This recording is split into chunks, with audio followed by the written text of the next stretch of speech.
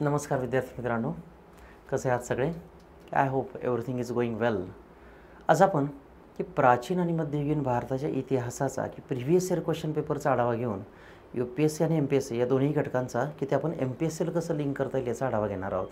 या येणाऱ्या परीक्षामध्ये खास करून 21 तारखेची आपली जी आहे की विचारली जाण्याची शक्यता काय आहे आणि या व्हिडिओच्या माध्यमातून तुमची एक रिव्हिजन तर होईलच, मात्र ज्या विद्यार्थी मित्रांनी साधारणतः प्राचीन मध्ययुगीन काहीच केलं नाही तर त्यांनी फक्त एवढा व्हिडिओ जरी चांगला केला तर त्यांच्यासाठी एक ॲटलिस्ट बेसिक थीम लक्षामध्ये घेऊन येणाऱ्या परीक्षेला तुम्ही कॉन्फिडन्सने सामोरं जाऊ शकता. आता CSAT क्वालिफाय झाल्यानंतर की आपले 200 पैकीच मेरिट येणार आहे. त्यामध्ये साधारणतः फार तर फार 90 ते 100च्या दरम्यान मेरिट जातं. UPSCने तर मागच्या वेळेस फक्त 87 मार्कावरतीच ते क्लोज केलं आहे, म्हणजे जे सिलेक्शन लिस्ट आहे ओपनची ती. मग आपलं देखील कदाचित तसंच जातं, कारण MPSC UPSCला फॉलो करण्याचा प्रयत्न करते, असं आपण आत्तापर्यंत पाहिलंच आहे सगळ्यांनी. आता आपलं पुढे करायचं आहे काय की MPSCने आत्तापर्यंत जे क्वेश्चन विचारलेत आणि ते UPSCशी संबंधित कसे असू शकतात किंवा UPSCने काय विचारलं आणि ते MPSC संबंधित कसे असू शकतात, वाईस वर्सा, या दोन्हीही घटकांचा आपल्याला आढावा घ्यायचा आहे. मग आता की येणाऱ्या CSAT क्वालिफाय झाल्यानंतरच्या एक्झाममध्ये एन्शियंट मेडिवलवरती समजा 5 जरी क्वेश्चन विचारले तर ते 10 मार्क्स होतात. आणि मला खात्री आहे की आपले जे विद्यार्थी आहेत, ज्या ज्या बॅचेसला शिकवलं आहे साधारणतः की प्राचीन मध्ययुगीन त्यांना खूप चांगलं समजलं असेल आणि ते आउट ऑफ मार्क्स काढतील. मात्र त्या विद्यार्थ्यांसाठी आणि इतर विद्यार्थ्यांसाठी देखील आपण साधारणतः की ही प्रक्रिया आणलेली आहे ती कोणती की करंट अफेअरच्या अँगलने आपण साधारणतः हे सगळं प्रकरण जरा पाहून घेऊयात. मग आज आपला पहिला की साधारणतः प्राचीन भारताचा जो टप्पा आहे तो आपण आता सुरुवात करूयात तसा. ओके, मग याच्यामध्ये एक तुम्हाला ओरिएंटेशन लक्षात येईल. पहिला क्वेश्चन आहे 2013 पासून, तर ते अगदी मागील ज्या एक्झाम झाल्यात ते आपण UPSCच्या अँगलने वळवणार आहोत किंवा खास करून UPSCशी संबंधित MPSC पाहणार आहोत सध्या तसे. ओके, कारण असं ऑब्झर्वेशन आहे की UPSCने मागं जे काही विचारलं आहे तेच MPSC देखील विचारते आणि म्हणून मग तो एक प्रमुख मुद्दा येऊनच येतो तसा. So let us start. जास्त वेळ वाया न घालवता की कमी वेळेमध्ये तुमच्यापर्यंत जास्तीत जास्त माहिती पोहोचेल याचा अगदी प्रामाणिक प्रयत्न मी करतो आहे तसा. Okay, so let us start. याच्यामध्ये गांधार कलाशैली कशाने प्रभावित झालेली होती असा आपल्याला एक प्रश्न विचारून झाला आहे. म्हणजे गांधार कलाशैली ही कशाने प्रभावित झालेली होती हा एक मेजर कंपोनंट आहे. समजा गांधार परिसर कुठं आहे, तर विशेषतः ज्याला लॉजिकली माहिती आहे तो कुठं असावा, तर अफगाणिस्तान परिसरामध्ये आहे की तक्षशिला नावाचं विद्यापीठ तिथं होतं, एवढं तर आपलं चांगलं माहिती आहे. पण याच्यामध्ये तक्षशिलेच्या परिसरात कोणते की तिकडं ग्रीक लोक आले होते, मात्र वरती चिनी होते. तर चिनी होते का, काही प्रमाणात ये जा करायचे, मात्र तो काही त्यांचा परिसर नाही, म्हणून हे होऊ शकत नाही. युनानी आणि रोमन, ओके, साधारणतः युनानी आणि रोमन समजा. ओके, की थोडक्यात अरबी, युनानी किंवा मग अरबी आपण एका पद्धतीने क्लोज जाणारे शब्द करते. पुढे काय तर पर्शियन आणि ग्रीक आणि त्यानंतर मग चिनी आणि पर्शियन. ओके, सो साधारणतः याच्यामध्ये उत्तर काय आहे हे बाकी बाजूला सोडून द्या. या प्रश्नावरून आपल्याला पुढं काय विचारलं जाऊ शकतं. ओके, सर साधारणतः की पुढं काय विचारलं जाऊ शकेल, तर पहिली भारतातील कलाशैली म्हटलं तर गांधार कलाशैली आहे. दुसरा मुद्दा कोणता की जर पहिली किंवा खास करून मूळ भारतीय प्रभाव असलेली जर कधी म्हटली तर ती कोणती येते, तर मग मथुरा कलाशैली आहे. मथुरा. पुढं क्वेश्चन कसा विचारला जाऊ शकतो, तर मथुरा कलाशैली ती कुठं, मथुरा परिसरामध्ये. पुढचा मुद्दा कोणता की मथुरा कलाशैलीमध्ये लाल वालुकाश्माचा दगड वापरला आहे. लाल वालुकाश्म हा प्रश्न विचारून झाला आहे UPSCने. मग हाच आपला अपेक्षित आहे. याच्यावरती प्रभाव कोणाचा आहे, तर मूळ भारतीय परंपरांचा प्रभाव आहे. मूळ भारतीय परंपरा यांचा प्रभाव आपल्या इथं विशेषतः पाहता येतो. ओके, सो तो एक मेजर मुद्दा आपल्यासाठी इथं आपण ऑब्झर्व करू शकतो तसा. अजून पुढं काय विचारलं जाऊ शकतं आहे की साधारणतः तिसरी एक शैली आहे तिला आपण अमरावती स्कूल ऑफ आर्ट असं म्हणतो आहे. अमरावती हे जे आहे. ओके, मग अमरावती ही कुठं आहे, तर आंध्र प्रदेशची एक राजधानी सध्याची. तिथं की बेसॉल्ट दगड वापरला आहे आणि त्यासोबतच बेसॉल्ट सोबतच कुठं काय आहे, तर मग संगम रबर वापरला आहे.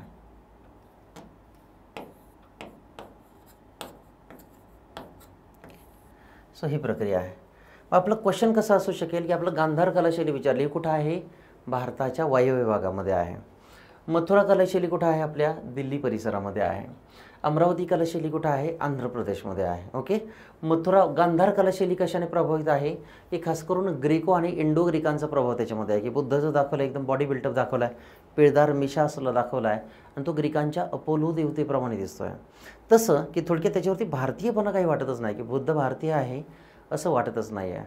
मग आता दुसरा मुद्दा इथे कोणता येतो आहे की जी मूळ भारतीय प्रभाव असलेली जर विचारली तर ती मथुरा आहे. ते घडवण्यासाठी की लाल वालुकाश्माचा दगड वापरला आहे, जसं आपण लाल किल्ला किंवा फतेहपूर सिक्री याच्यामध्ये पाहू शकतो आहे. ओके, इथं यांची थीम कोणती आहे तर बुद्ध आणि जैनांची आहे. ओके, बुद्धिस्ट आणि जैनिस्ट थीम आपण इथं पाहू शकतो आहे. पुढं अमरावती कलाशैली आहे आंध्र प्रदेश परिसरातील, तिथं कोणतं आहे तर मग बेसॉल्ट रॉक, आणि पुढं कोणतं आहे तर मग संगमरमर किंवा ज्याला आपण संगमरमर असं देखील म्हणतो आहे, तर ते देखील आहे समजा पुढे इथं.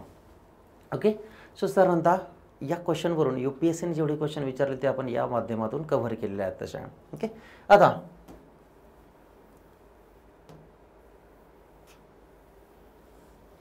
पुढच्या टप्प्यामध्ये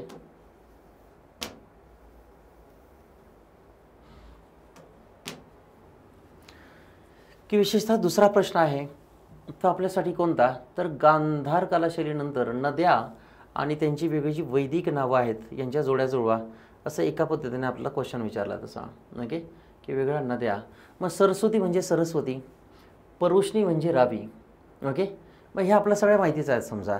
आता पुढचा क्वेश्चन या अँगलने कसा विचारला जाऊ शकतो की हे कोणाशी संबंधित आहे तर ते वैदिक सिव्हिलायझेशनशी संबंधित आहे. ओके, कन्सेप्ट ऑफ आर्यनायझेशन हा एक जो प्रमुख मुद्दा आहे ज्याला आपण वैदिक सिव्हिलायझेशन असं म्हणतो आहे, हे सुरुवातीला भारताच्या वायव्य भागामध्ये म्हणजे अफगाणिस्तान परिसरामध्ये स्थिरावलेले होते, त्याला त्यांनी ब्रह्मावर्त असं म्हटलं आहे. दुसरा मुद्दा कोणता की ज्याला आपण आर्यावर्त असं म्हणत आहोत समजा, मग तो कोणता आहे तर UP बिहारचा भाग आहे Aryavarta. Okay, so Brahmavarta, the land of Brahma असं आपण ज्याला विशेषतः म्हणतो आहे, तर land of Brahma, Brahmavarta. Okay, so साधारणतः सुरुवातीला की जर इंडियन मॅपवरती जर आपण दाखवण्याचा यांचा जर प्रयत्न केला तर विशेषतः इथं या परिसरावरती की त्यांनी ब्रह्मावर्त असं म्हटलं आहे. या परिसरातील गवताळ कोरणे संपल्यानंतर ते या परिसरात आले, ज्या UP बिहारलाच आपण आर्यावर्त असं म्हणतो आहे. ओके, हा एक क्वेश्चन आपल्याला एक्सपेक्टेड आहे. वैदिक काळ आणि उत्तर वैदिक काळ यांना जोडणारा दुवा, आणि ते म्हणजे कोणता तर साधारणतः मग दिल्ली परिसरातून यांचं पुढे या काळात आर्यावर्ताकडे झालेलं आगमन आहे. सो सुरुवातीला आलं की होलगा नदीपासून, नंतर पुढे आलेत की साधारणतः सिंधू नदी, आणि सिंधूपासूनचा पुढचा प्रवास आहे त्याला विशेषतः आपण कोणता म्हणतोय तर गंगेकडचा प्रवास असं विशेषतः आपण म्हणत आहोत तसं. ओके, सो साधारणतः हा एक मुद्दा आहे. सो UPSC किंवा MPSC क्वेश्चन ॲक्च्युली हाच प्रश्न UPSCने ओल्ड सिलेबसमध्ये विचारला होता. ओके, मेन्सच्या अँगलने आणि प्रीच्या अँगलने सुद्धा, आणि म्हणून हा आपल्यासाठी महत्त्वाचा आहे. पुढे खालीलपैकी कोणते विधान चुकीचे आहे, मग याच्यामध्ये खास करून की पुन्हा हे ऑलरेडी विचारले क्वेश्चन आहेत म्हणून साधारणतः की पुन्हा विचारले जाणार नाहीत. आपलं सध्याचं काम काय आहे की UPSCने अँगलने काही विचारलं का आणि मग ते MPSC घेऊ शकते का, तर असं एक प्रयत्न आपण इथं करतो आहे. सो प्रत्येक जीवित कार्बनमधून की साधारणतः C14 घेत असतं. C14 टेक्निक आहे जी कार्बन 12 आणि कार्बन 14च्या रेशोवरती या काळात कॅल्क्युलेट करते. आता पुढचा प्रश्न कसा असेल की समजा हे आपण का वापरतो तर एखादी आपला आर्टिफॅक्ट सापडली, आर्टिफॅक्ट, तर त्याच्या कॅल्क्युलेशनसाठी किंवा त्याच्या मोजमापनासाठी आपण सगळं वापरतो आहे. ओके, त्याचं जे कॅल्क्युलेशन किंवा मोजमापन आहे त्याच्यासाठी आपण सगळं वापरतो आहे असं थोडक्यात म्हणण्याचा आपला अजेंडा आहे. याच्यामध्ये की साधारणतः आपल्याला पुढं कोणती विचारली जाईल तर याच्यामध्ये युरॅनियम डेटिंग आणि थोरियम डेटिंग म्हणून असतं. युरॅनियम आणि जी थोरियम डेटिंग आहे तर ही याच्यासाठी वापरली जाते. त्यासोबतच जी जुनी झाडं आहेत जीर्ण ती उघडून पडली तर मात्र बऱ्याच हजारो वर्षापासून आहेत समजा. ओके, काही प्रमाणात त्यांचं अस्तित्व आहे. तर समजा त्या झाडाचं खोड आहे, त्या खोडाच्या आतमध्ये लेयर किती आहेत हे आपण इथं ऑब्झर्व करू शकतो तसं. ओके, सो वेगवेगळ्या लेअर, आणि या लेअरवरून देखील त्यांचं आयुष्यमान काढलं जातं. मग आपल्या सिलेबसमध्ये खास करून एक घटक असतो की इतिहासाच्या अभ्यासाची साधने आणि त्यांच्या कालखंडाचं मापन. तसे तर हा एक सायंटिफिक क्वेश्चन पण आहे आणि तो हिस्ट्रीशी पण संबंधित आहे. मग आपल्या यामध्ये लक्षात ठेवायचं आहे युरॅनियम डेटिंग काय, थोरियम डेटिंग काय, की हा जो एक प्रमुख मुद्दा आहे तो आपण ऑब्झर्व करू शकतो तसा. पुढे की साधारणतः खालीलपैकी कोणती नाटके हर्षवर्धनाने लिहिली, मग त्यामध्ये प्रियदर्शिका, नागानंद रत्नावली आणि प्रियदर्शिका हे आपण आपल्या हिस्ट्रीच्या लेक्चरमध्ये वारंवार पाहिलं होतं, त्याही काळात पाहिलं होतं, याही वेळेस पाहिलं आहे की ही सगळी त्याने बौद्ध धर्माला डेडिकेटेड केलेली आहेत. तसे हर्षवर्धन हा प्राचीन भारतातील शेवटचा राजा आपण मानतो. ओके, त्याचं कारण काय तर एक केंद्रीय राजकीय व्यवस्था ज्याला आपण पॉलिटिकल सिस्टम असं एका पद्धतीने म्हणत आहोत तसं. Okay, so Harsh. आता पुढं काय विचारलं जाईल, हर्षाने ही नाटके एका धावक नावाच्या दरबारातील व्यक्तीकडून विकत घेतली असं म्हटलं जातं. ओके, फार तर फार. पुढं काय असेल की त्याच्या दरबारामध्ये या काळात प्रसिद्ध कवी होता तो म्हणजे बाणभट्ट. तर या बाणभट्टाने श्री हर्षचरित्र हा ग्रंथ लिहिला आहे. ओके, हर्षचरित्र, जसं बुद्धचरित्र गाजलंय, अश्वघोषाचं बुद्धचरित्र आहे किंवा बुद्धघोषाचं बुद्धचरित्र आहे ते. दुसरं म्हणजे अनेक प्रसिद्ध पुस्तक लिहिलं आहे ते म्हणजे कादंबरी.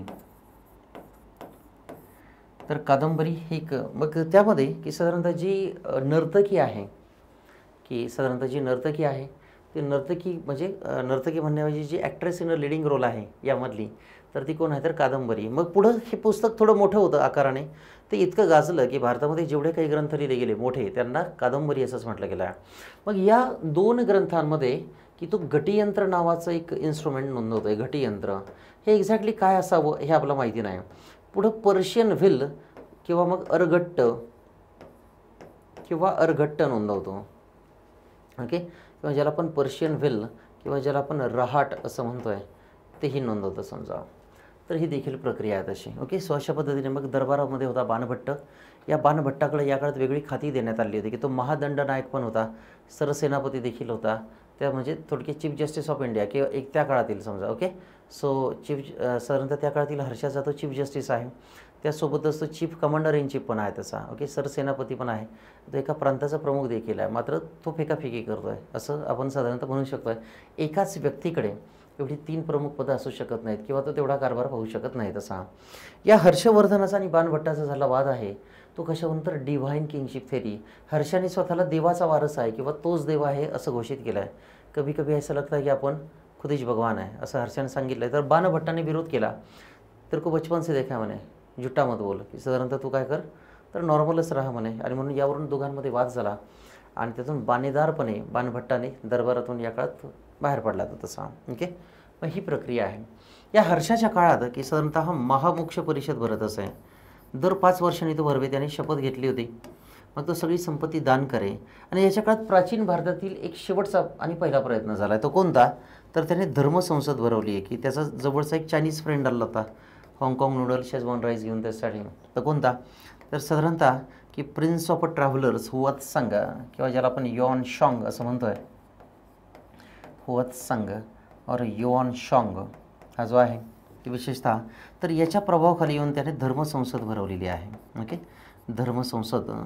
मात्र धर्मसंसदेचा अंत जरा चुकीचा झाला आहे, वाईट झाला आहे असं देखील पुढं म्हटलं गेलं आहे. ओके, सो हा एक मेजर कॉम्पोनंट आहे धर्मसंसद आणि ही हुआत्सांगच्या प्रभावाने झाली आहे. UPSCने वरती क्वेश्चन विचारला होता की हुआत्सांगला भेटण्याआधी हर्षवर्धन हुआत्सांगला भेटण्याआधी कोणत्या धर्माचा फॉलोअर होता.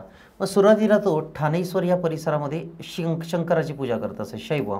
So initially he was a Shaivite person.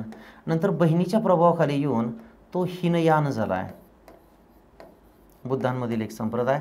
आणि पुढं की साधारणतः हुआत्सांगच्या प्रभावामुळे की तो साधारणतः महायान झाला आहे. ओके, UPSCने खूप ट्रिकी क्वेश्चन विचारलेला होता की हुआत्सांगला भेटण्याच्या अगोदर हर्षवर्धन कोणत्या धर्माचा फॉलोअर होता. तर तो शैव होता आणि स्पेशली सेक्ट असं आपण त्याला म्हणत, संप्रदाय असं आपण त्याला म्हणत. ओके, सो हा एक मुद्दा आहे तसा.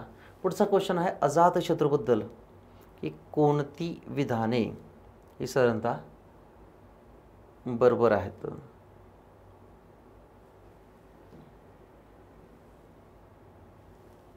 अजातशत्रू की त्या काळातील एक नॉटी बॉय मानला गेला तसा. पराक्रमी तर होता मात्र युद्धखोर होता चांगलाच. त्याने बुद्धाला मारण्याचे 2दा प्रयत्न केले त्या. सो साधारणतः त्याचे दुसरे नाव कुणिक असे देखील होते. हरियांग घराण्याचा शेवटचा शासक होता. त्याच्या शासनकाळात राजगृह येथे प्रथम बौद्ध परिषद आयोजित करण्यात आलेली आहे. त्याने लिच्छवी राज्याला मगधमध्ये विलीन केले आहे. आता हा ॲनालिटिकल क्वेश्चन होता आणि त्यासोबत फॅक्च्युअल पण आहे थोडासा. याच्यामध्ये की लिच्छवी ज्याला युनेस्कोने जगातील सगळ्यात जुने गणराज्य असा दर्जा दिला आहे. काशी हे जगातील सगळ्यात जुने शहर, तर ते विशेषतः की लिच्छवी सगळ्यात जुनं गणराज्य आहे असं युनेस्कोचं म्हणणं आहे. सो लिच्छवीला तो संपू शकलेलं नाही. त्याच्या काळात राजगृह येथे पहिली बौद्ध परिषद आयोजित केली. बुद्धावरती अंत्यसंस्कार करण्याची जबाबदारी देखील अजातवरतीच होती तशी. ओके, सो तेही केले. तो हरियांग घराण्याचा शेवटचा शासक होता तसा. ओके, त्याचे दुसरं नाव कुणिक असे देखील होते. की तसं तर की तो जरा खोडकर ठरला तसा, मात्र नंतरच्या काळात बुद्धाचा शिष्य झाला आहे. सो मग हे बरोबर आहे. कुणिक असं देखील आहे. हरियांग घराण्याचा शेवटचा शासक नाही आहे. ओके, हे बरोबर आहे. आणि साधारणतः की हे देखील चुकलं आहे तसं. ओके, सो फक्त की ह्याच्यामध्ये अ आणि क साधारणतः आणि त्याच्या टप्प्यामध्ये की साधारणतः सेकंड वन. ओके, शेवटचा शासक असं म्हणता येणार नाही. मग हा क्वेश्चनच ॲक्च्युली जरा फ्रेम करताना आणि याच्यामध्ये चुकलेला आहे तसा. सो त्याने लिच्छवी राज्याला कुठेही मगध किंवा एका पद्धतीने तो विलीन केला नाही. हरियांकांचा तो शेवटचा शासक देखील नाही तसा. ओके, जे झालेले चुका आहेत ते देखील आपण इथं सुधारतोय तसं. मग याचं उत्तर हे साधारणतः दुसरं नाव कुणिक असं देखील असायला हवं होतं. ओके, जिथं जिथं ब आहे तिथं तिथं येणार नाही तसं. सो अ आणि क हे दोनच इथं असायला हवे होते तसे. ओके, अ आणि क हे दोनच असायला हवे होते. आपण आपल्या लेक्चर सिरीजमध्ये ते पाहिलं आहे. ओके, त्यावेळेस चॅलेंज करणं जरा गरजेचं होतं, मात्र कदाचित केलं गेलं नसावं. आता ह्याच्यामध्ये आपलं पुढं काय बिट मिळतं आहे, पुढची काय हिंट मिळते आहे. अजातशत्रूने अवंतीशी 50 वर्ष युद्ध करून या काळात काशी हे गणराज्य या काळात छिनवून घेतलं आहे तसं. ओके, की अवंतीला एका पद्धतीने संपवलं आहे त्याच्या वर्षकार या मंत्र्याच्या मदतीने तसं. अजातशत्रूने पाटलीपुत्र ही राजधानी म्हणून या काळात काही काळ वापरली आणि नंतरच्या टप्प्यात की मग 2-4 राज्य बदलल्यानंतर पाटलीपुत्र परमनंट राजधानी झाली आहे तशी. ओके, सो याच्या काळात या अजातशत्रूच्या काळात एक भली मोठी भिंत पाटलीपुत्राला या काळात संरक्षणासाठी म्हणून निर्माण करण्यात आली. फोर्टिफिकेशन वॉल ही नंतरच्या टप्प्यामध्ये अगदी आजही आपण पाहू शकतो. तिचे अवशेष जे आहेत ते आजही आपण पाहू शकत आहोत तसं. ओके, सो तोही एक जरा मेजर महत्त्वाचा मुद्दा आहे तसा अजातशत्रू. आता पुढे येऊयात. विधाने वाचून की खालीलपैकी योग्य पर्याय निवडा थोडक्यात. ओके, मग आता कोणतर भारतीय समाजव्यवस्था 7 जातींमध्ये विभागली गेली असल्याचे उल्लेख मॅगॅस्थॅनिस करतो असं एका पद्धतीने म्हटलं आहे. मॅगॅस्थॅनिसचा जात आणि व्यवसायात गोंधळ उडालेला दिसतो. तर बरोबरच आहे. त्याचं कारण काय की तो आलेला होता ॲम्बॅसेडर होता, ambassador to the Mauryas court. खास करून कोणता तर चंद्रगुप्त मौर्य हा जो आहे की त्याच्या दरबारमध्ये होता. मग इथं आल्यानंतर की बाल्कनीमधूनच तो वेगळ्या गोष्टी पाही आणि सगळं काही ठरवत असे. मग त्याने कुंभारांना या काळात मडकी नेताना पाहिलं तर त्याने त्यांना पुरोहित किंवा ब्राह्मण असंच म्हटलं आहे. त्यांनी लोहारांना वेगळे शस्त्र तयार करून घेऊन जाताना पाहिलं मोठ्या संख्येने तर त्यांना तो सैनिक असंच म्हणतो आहे. की यावरून त्याचा समाजामध्ये किंवा खास करून भारतीय समाज 7 जातींमध्ये विभागला असल्याबद्दल त्याचा गोंधळ उडालेला आपण पाहू शकतो तसा. ओके, सो ही एक अत्यंत महत्त्वाची प्रक्रिया आहे की साधारणतः भारतीय समाज व्यवस्था 7 जातींमध्ये. आता पुढं काय विचारलं जाईल. मॅगॅस्थॅनिस की दक्षिण भारतामध्ये एक पांड्य राजघराणा आहे, तिथे एक स्त्री राज्य करते असं त्याचं म्हणणं आहे. सो विमेन एम्पॉवरमेंट आपल्या सिलेबसमधील महत्त्वाचा घटक आहे आणि म्हणून पांड्य हे जे राजघराणा आहे त्या संबंधित तो नमूद करतो आहे. त्यासोबतच गंगेच्या ठिकाणी की एक अँट आहे चींटी, एकच डोळा असलेली, ती मुंगी करते काय तर ती चींटी किंवा अँट की तिचं काम काय आहे तर ती गोल्ड गोळा करते, सोनं. ओके, हे एक तो नमूद करतो आहे तसं. पाटलीपुत्र शहराला 64 दरवाजे आहेत आणि तटबंदी आहे असं तो म्हणतोय. चंद्रगुप्त जनतेत प्रचंड पॉप्युलर आहे, त्याचा मोठा दबदबा आहे असं एका वेगळ्या अँगलने त्याने इनडायरेक्टली नमूद केलं आहे तसं. ओके, सो साधारणतः की या मॅगॅस्थॅनिसने इंडिका नावाचा ग्रंथ लिहिला. पुढे एक ॲरियन नावाचा एक इतिहासकार आला, त्याचाही इंडिका आहे तसा. ओके, मग या सगळ्या प्रकरणातून की आपलं ग्रीक आणि भारतीय लोक यांच्याशी असले संबंध लक्षात येतात. चंद्रगुप्त मौर्याचा हेलन या राजकन्येशी झालेला विवाह जी ग्रीकांची राणी होती तर त्याबद्दलही त्याने नमूद केलेलं आहे तसं. ओके, आता पुढं काय विचारलं जाईल. याच्या पुढे एक विशेष प्रक्रिया की आपल्याला पेरिप्लस ऑफ एरिथियन्सी म्हणून एक पुस्तक मिळालं आहे. Periplus of Erythraean Sea. Okay, so Periplus हा जो आहे हा अनामिक लेखक आहे, एक अननोन रायटर आहे, त्याच्याबद्दल आपल्याला खूप काही माहिती नाही तशी. मात्र आता पुढं घडतं आहे काय की या पेरिप्लसने नंतरच्या टप्प्यामध्ये की विशेषतः काय केलं आहे की भारतीय व्यापारी परंपरेबद्दल तो नमूद करून ठेवतो सगळं. ओके, या सगळ्या व्यापारी परंपरेतील गोष्टी आहेत की त्या नमूद करून ठेवतात तसा. तर तो एक मेजर मुद्दा आहे तसा, तो आपल्यासाठी महत्त्वाचा आहे.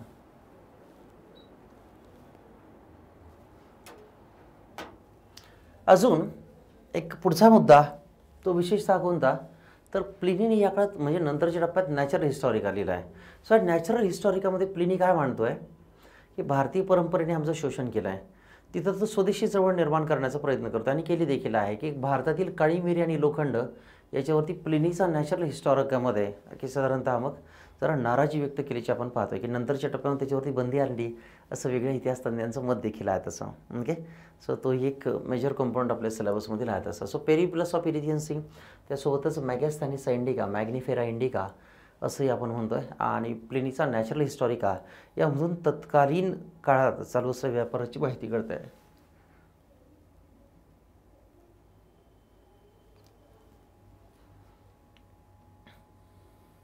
पुढचा टप्पा की अगदी सुरुवातीची संस्कृत नाटके त्याने लिहिली ती ताडपत्रावर लिहिलेली हस्तलिखिते तुकड्यांच्या स्वरूपात आहेत आणि ती आश्चर्य म्हणजे गोबीच्या वाळवंटात किंवा विशेषतः सीमेवरील तुर्फान या प्रांतामध्ये सापडली, असं एका पद्धतीने त्याचं म्हणणं आहे समजा.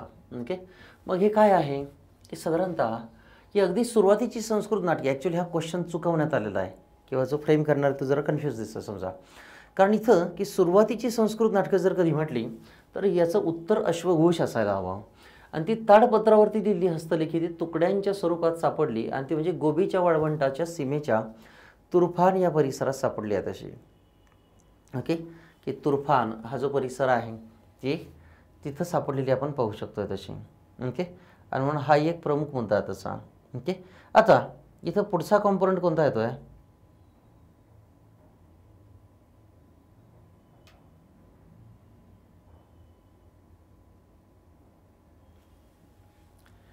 की साधारणतः की हे गुप्त काळातील एक लेखक आहे आणि दुसरा कोणता की जो सगळ्यात अगोदर आहे तो प्रसिद्ध कुशाण राजा कनिष्क, की सम्राट कनिष्कच्या काळात किंवा दरबारामध्ये एक मोठा लेखक आहे समजा.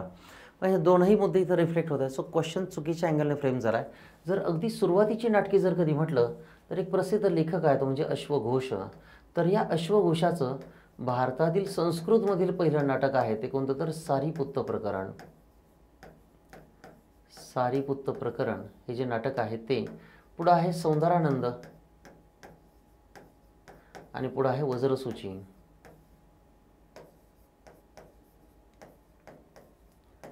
ओके, वज्रसूची. तशी 3 प्रमुख नाटकं आहेत. त्यामधून आपल्याला तत्कालीन समाज जीवन आणि त्यांच्यावरती बुद्धिझम आणि जैनिझमचा असलेला प्रभाव हा या काळात रिफ्लेक्ट होतो तसा. ओके, सो तो ही एक मेजर कंपाऊंड आहे तर आपण इथं पाहू शकतो त्याचा. सो अगदी सुरुवातीची नाटकं जर म्हटली तर अश्वघोष आहे हा कनिष्काच्या दरबारात होता. कनिष्काच्या दरबारामध्ये वेगळी पंचरत्न होती आणि नंतर की जी सापडलेली आहेत तुर्फान परिसरामध्ये ते विशेषतः कोणाची आहे तर ती भास याची आहेत. ओके, भास त्याचं स्वप्न वास्तवदत्त आहे आपल्या सर्वांना माहिती आहे तसं. ओके, ही प्रक्रिया तशी. आणि म्हणजे आता तुमचं काम काय की समजा कालिदासाची वेगळी नाटकं कोणती, भासाची कोणती आणि विशाख दत्ताची कोणती हे तुम्ही व्यवस्थित पाहून घेणं गरजेचं आहे. त्यावरती क्वेश्चन आहे. पुढचा मुद्दा, खालीलपैकी या ठिकाणी अश्मयुगानंतर लगेचच लोहयुगात सुरुवात झाली आणि मध्यंतरीच्या काळात ताम्रपाषाण युगाच्या खुणाही सापडत नाहीत. आता ताम्रपाषाण कुठं सापडणार नाही, लॉजिकल क्वेश्चन आहे. कुठं सापडणार नाही की साधारणतः तांबे जिथे सापडत नाही म्हणजे ते खास करून दक्षिण भारत. मग उत्तर भारतामध्ये तर तांबे आहे. मग उत्तर भारतामध्ये तांबे आहे म्हटल्यानंतर डायरेक्टली लोखंड येणार नाही. पुढे पश्चिम भारत आहे, ऑब्व्हियसली इम्पॉसिबल. पुढे दक्षिण भारत चान्स आहे आणि पूर्व भारत. तर सगळ्यात महत्त्वाचं म्हणजे कुठं दक्षिण भारत, की आजही सगळ्यात जास्त लोखंडाचा जिथून पुरवठा होतो ती साधारणतः कोणतं येतं तर मग ती लोखंड विशेषतः ते हीच प्रक्रिया आहे सगळी तशी. ओके, सो साधारणतः कोणतं तर दक्षिण भारत. हे लोक मृतांवरती मोठमोठे दगड ठेवत म्हणून या काळाला आपण महापाषाण काळ असं म्हणतोय. महापाषाण काळ, the age of a megaliths. पुढे की नंतर याच लोकांचं रूपांतरण संगम काळात झालं आहे. संगम काळ. ओके, चेर चोल पांड्यराजे किंवा त्या काळातील रजनीकांत कलाम आपण हिस्ट्रीमध्ये पाहिलेला आहे. त्यांचं साहित्य देखील पाहिलं आहे. संगम साहित्याचा काळ इसवी सन पूर्व 300 बिफोर ख्राइस्ट, म्हणजे इसपू 300 ते इसवी सनाचं 300 वर्ष इथपर्यंत पाहता येतं तसा. पुढं यांचंच एका वेगळ्या मार्गाने रूपांतरण कशात झालं आहे तर साधारणतः की जे आपण म्हणतोय की सातवाहनांचा वारसा आहे समजा. ओके, सो महापाषाण काळ आपण पाहिला. मृतांवरती मोठमोठे दगड ठेवत आहेत. अगदी वाराणसीपर्यंत यांचे साईट सापडले आहेत. मात्र नर्मदा नदी किनाऱ्यापर्यंत हे लोक डॉमिनंट होते, मृतांवरती मोठमोठे दगड ठेवणं. ओके, ही प्रक्रिया.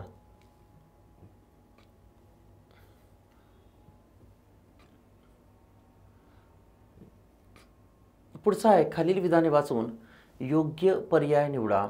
प्राचीन काळात भारतीयांनी ग्रीक नाण्यांचे अनुकरण केले. त्यांचं कारण काय तर भारतीय नाण्यांचे वजन आणि आकार हा एका पद्धतीने अनिश्चित असे. तर बरोबर आहे, ग्रीकांची नाणी भारतीयांपेक्षा आकर्षित होती. अर्थात म्हणूनच तर आपण घेणार.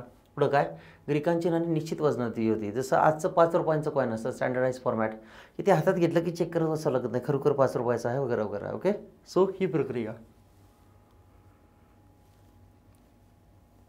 साधारणतः निश्चित वजन भारतीय नाणी आहत मुद्रा पद्धतीची जी होती त्याला आपण काय म्हणतोय की साधारणतः पंचमार्क कॉईन्स, PMC किंवा ज्याला पंचमार्क कॉईन्स असं विशेषतः म्हणतो. की नाणी निर्माण करायची आणि मग राजाचा चेहरा किंवा खास करून मग एका पद्धतीने की त्याच्यावरती शिक्के टाकले जात समजा. ओके, जसे चंद्रगुप्त मौर्याचं नाणं आहे त्यावरती आपला चंद्र दिसतो आहे, अशोकाचं नाणं आहे त्यावरती अशोक वृक्ष दिसतो आहे समजा तसं. ओके, तर ही प्रक्रिया आपण ऑब्झर्व करू शकतो आहे तशी. मग आता आपल्याला पुढं काय विचारलं जाईल. ओके, नाणीशास्त्र आहे आपल्या सिलेबसमध्ये की स्टडी करण्यासाठी एक नाणीशास्त्र असतं. भारतात फर्स्ट गोल्ड कॉईन्स जर कोणी काढली, first times gold coins, okay, as a auspicious symbol म्हणून, तर ती इंडो ग्रीकांनी काढलेली आहेत. Indo Greek.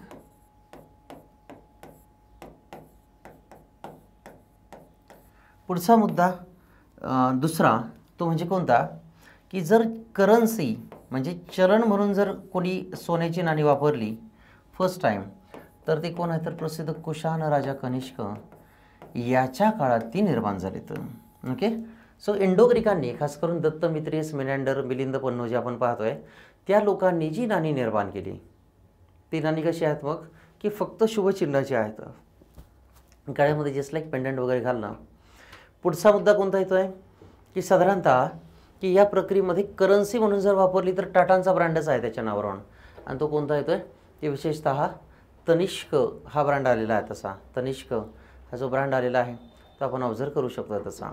ओके, आणि पुढं की जस्ट लाईक की सर्वात जास्त maximum form of the gold coin जर विचारली तर ती कोणाच्या काळात आहे तर ती गुप्त काळात आहे. ओके, गुप्ताज असं आपण म्हणू शकतो. ओके, सो पहिल्यांदा सगळ्यात पहिली सोन्याची नाणी इंडो ग्रीकांनी निर्माण केली. ॲज अ करन्सी म्हणून जी नाणी आहे ती कनिष्काने वापरली, ज्याच्या काळात सिल्क रोड भारतातून गेला होता. आणि पुढे मॅक्झिमम गोल्ड कॉईन्स ही कोणाच्या काळात तयार झाली तर गुप्त काळ. ओके, ही एक प्रक्रिया आहे.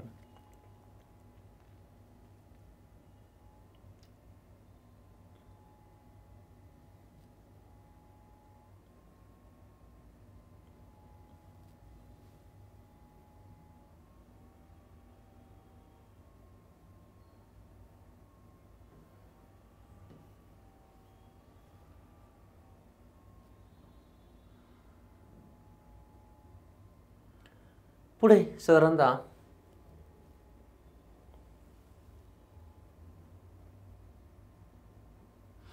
ख्रिस्तपूर्व 323 बॅबिलोनिया या ठिकाणी अलेक्झांडरचा मृत्यू झाल्याची बातमी आली, आणि खालीलपैकी कोणी आणि कोणी यांनी परकीय लोकांना आक्रमकांविरुद्ध भडकावले.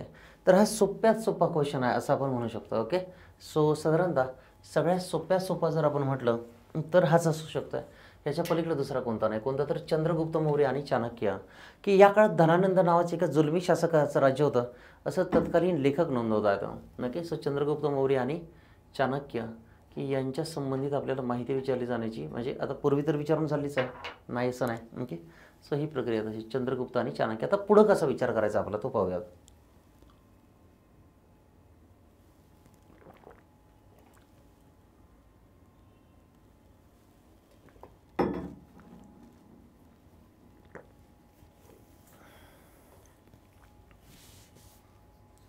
आता विशेषतः की सिकंदर आणि त्यापूर्वी वेगळ्या शासकांची भारतावरती आक्रमण झालं होतं.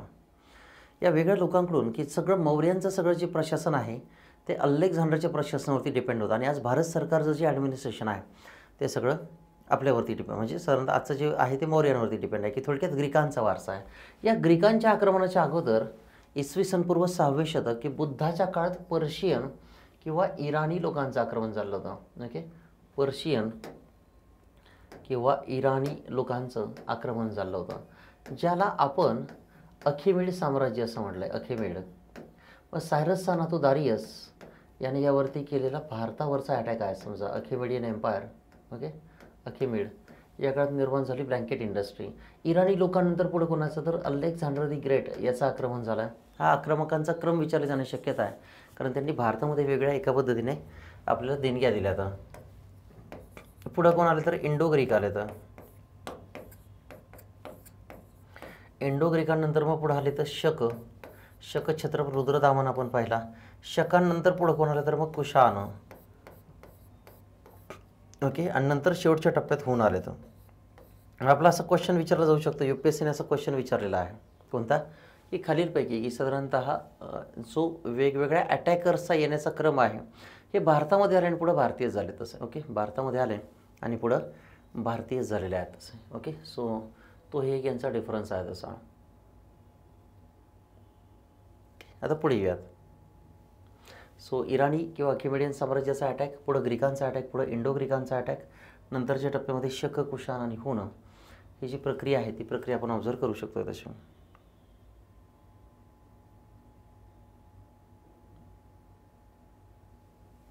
आता पुढचा क्वेश्चन की विजोड जोडी ओळखा. हे तसे वेगळे लेखक इथं लिहिलेत आणि वेगळ्या लेखक आणि त्यांच्या व्यतिरिक्त की साधारणतः मग आता चाणक्य आहे समजा, आपल्या सर्वांना माहितीच आहे. त्याचं दुसरं नाव विष्णुगुप्त देखील आहे किंवा विष्णुगुप्त एक लेखक देखील आहे. हा जो रामगुप्त आहे हा एक वॉरियर होता, अशोकाचा एका पद्धतीने सल्लागार देखील होता, सम्राट अशोकाचा दरबारातील असं म्हटलं गेलं आहे. पुढं कौटिल्य आहे समजा, मॅकिवेलियन टेक्निक. पुढं काय तर मग विष्णू शर्मा आणि पुढं मग साधारणतः पक्षीन स्वामी.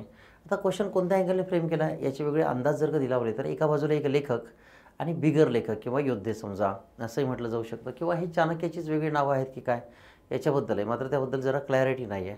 मात्र पुढं ते साधारणतः हा क्वेश्चन कसा विचारला जाऊ शकतो की एखाद्या इमिनंट लेखकाने एखादे वेगळे काही ग्रंथ लिहिलेत आणि खालीलपैकी की प्राचीन भारतातील या लेखकाचे कोणते ग्रंथ प्रकाशित झालेले आहेत किंवा खालीलपैकी हे ग्रंथ कोणाचे आहेत, असं देखील एक आपला क्वेश्चन एक्सपेक्टेड आहे तसा. पुढचा मुद्दा, पुढील दोन विधानांपैकी कोणतं योग्य आहे ते सांगा. आधुनिक मनुष्य इओसिन कालखंडात जन्मला आणि डायनोसॉर क्रिटेशियस कालखंडामध्ये आले आहेत समजा. मग आपण इथं काय पाहतोय, नेमकं कोणत्या पद्धतीने आहे ते आपल्याला पाहायचं आहे. मग याच्यामध्ये की इओसिन कालखंड आणि इतर हे सगळं NCERTमध्ये दिलं आहे. पृथ्वीच्या आयुष्याचे आपण 4 टप्पे मांडतो, ते सोपे आहेत आपल्या लक्षात ठेवण्यासाठी. प्रायमरी, सेकंडरी, टर्शियरी आणि क्वाटर्नरी. पृथ्वीच्या आयुष्याचे 4 टप्पे आहेत. या पहिल्या 3 टप्प्यांमध्ये मनुष्य दिसत नाही आहे. ओके. दुसरा साधारणतः कोणता की नंतर की चौथा टप्पा आहे, या चौथ्या टप्प्याचे की पॅलोसाईन आणि हॉलोसाईन की प्रायमरी, सेकंडरी, टर्शियरी आणि क्वाटर्नरी याचे पॅलोसाईन आणि हॉलोसाईन म्हणून 2 कालखंड आहेत. या कालखंडामध्ये की विशेषतः कोण पुढे आलं आहे की साधारणतः मग इथं मनुष्य ही जी प्रजाती आहे ही आकाळात तिथं दिसू लागलेली आहे तशी. ओके. मग त्यानंतर मग सुरुवातीला अमायकोथिकस नावाचा एक प्रकार, नंतर वेगळे बदलले homo erectus, Homo sapien, sapien, sapien असे जे पुढे वेगवेगळे प्रकार आले समजा तर ते आहेत. आणि एक थोडंसं वेगळ्या अँगलने क्वेश्चन आहे, त्या क्वेश्चनची पठडी थोडी वेगळी आहे असं आपण म्हणू शकतो. आता की साधारणतः मग पुढे दिलेल्या महाजनपदांच्या आणि त्यांच्या आधुनिक नावांच्या एखाद्या जुळ्या जुळवा. जसं कोणतं की अंगराजकरण असं आपण म्हणतो की दुर्योधनाने त्याला जमीन दान दिली, मात्र ती अत्यंत ओबडधोबड होती, उपजाऊ जमीन नव्हती. कारण ती कुठं होती तर पूर्व बिहार की जिथं सिल्ट डिपॉझिट आहेत समजा. ओके. सो पूर्व बिहार. मग क्वेश्चन कसा विचारला आहे, ह्या क्वेश्चन्सवरून आपल्याला पुढं कसं विचारलं जाऊ शकतो याचा आपण अंदाज घेतो आहे. पूर्व बिहार ओके अंग आहे. पुढं मगध काय तर मग एका पद्धतीने दक्षिण बिहार आहे तसा. ओके. वजी उत्तर बिहार आणि मल्ल हे साधारणतःचं गोरखपूर जिल्हा आहे समजा. ओके. आणि म्हणून ही जी प्रक्रिया याच्यामध्ये येते की त्याच्यामध्ये की विशेषतः की त्या काळातील जिओग्राफिकल लोकेशन, त्या काळातील नद्यांची नावं किंवा त्या काळातील त्या ठिकाणांची नावं आणि आजच्या काळातील ठिकाणांची नावं हे आपण इथं पाहू शकतो आहे. आता याच्यामध्ये की यांचं महत्त्व काय आहे हे थोडंसं आपण ऑब्झर्व करूयात.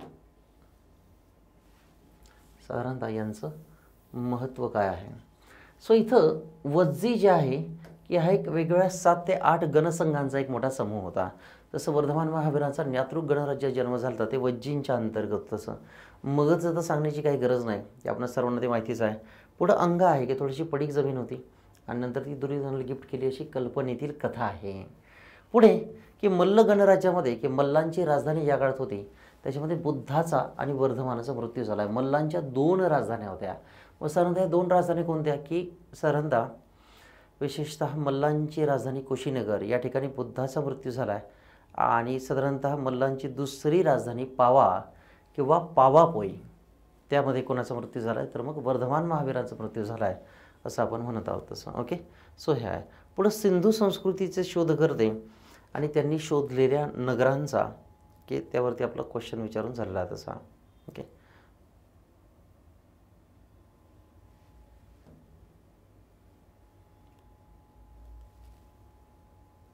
सिंधू संस्कृतीचे वेगळे शोधकर्ते. ओके. सो हडप्पा, पुढं मोहेंजोदडो, चहुंदडो आणि लोथल. आता हे पुन्हा की वेगळं काय नाही, हडप्पाला या काळात झाली आहे 100 वर्ष पूर्ण एक्सावेशनला. ओके. पहिले चार्ल्स मेसनची भेट आहे, नंतर अलेक्झांडर कनिंगहॅम, इतर वेगळे लोक तिथे गेलेत, नंतर मॅके आहे समजा. मग साधारणतः दयाराम साहनी, आर.सी. मुजुमदार, रंगनाथराव सरंदा हे जे वेगवेगळे सगळे लोक आहेत, मुजुमदार नव्हते. ओके.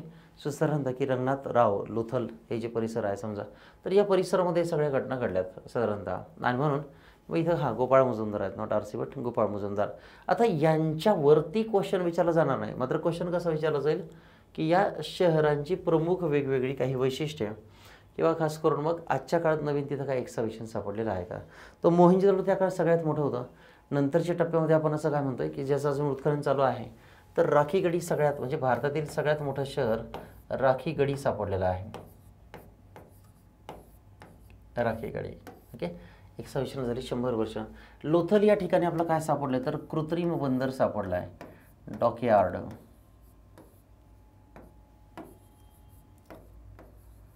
कृत्रिम बंदर ज्याला आपण ड्राय डॉक किंवा डॉकयार्ड असं म्हणतोय समजा. ओके. सो ते एक महत्त्वाचं कॉम्पोनंट आहे. पुढच्या टप्प्यामध्ये की साधारणतः आपल्याला अजून काय विचारलं जाऊ शकतं, हा एक मेजर मुद्दा आहे. इंडस व्हॅलीवरती क्वेश्चन एक्सपेक्टेड आहे. एक गाजत असलेली साईट ती कोणती तर सिनौली.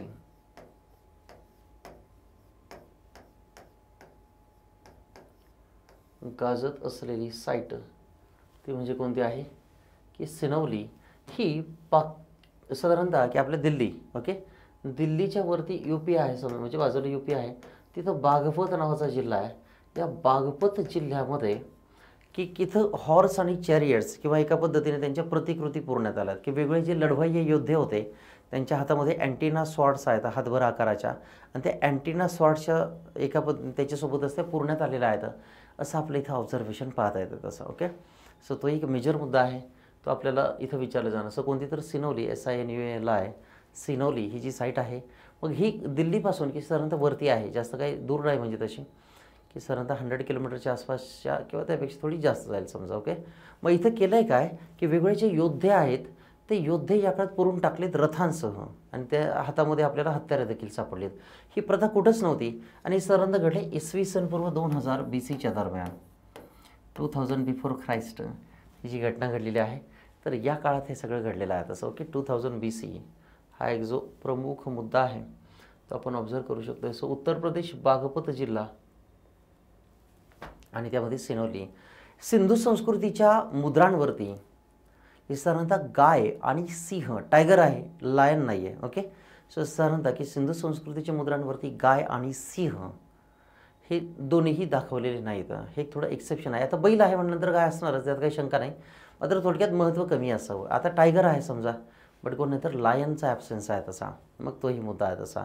इंडस व्हॅलीच्या ऱ्हासाची वेगळी कारणं विचारली जाऊ शकतात की खालीलपैकी कोणती कारणे इंडस व्हॅलीच्या ऱ्हासाला कारणीभूत होती. मग त्यामध्ये भूकंप झाला आहे, महापूर आलेले आहेत, पुढं व्यापार संपलेला असावा, सुमेर किंवा इतर संस्कृतींसोबत, त्यासोबतच यांनी पर्यावरणाचा ऱ्हास केला, विटा भाजून कार्बन कंटेंट जास्त सोडला आहे म्हणून तापमान कमी झालं. तसं पुढं आर्यन इन्व्हेजन थेरी होती जी नंतर नाकारली, मात्र त्याच्याही शंका काही लोकांनी वर्तवल्यात, मॉर्टिमर व्हिलर आणि वेगळ्या लोकांनी तशा.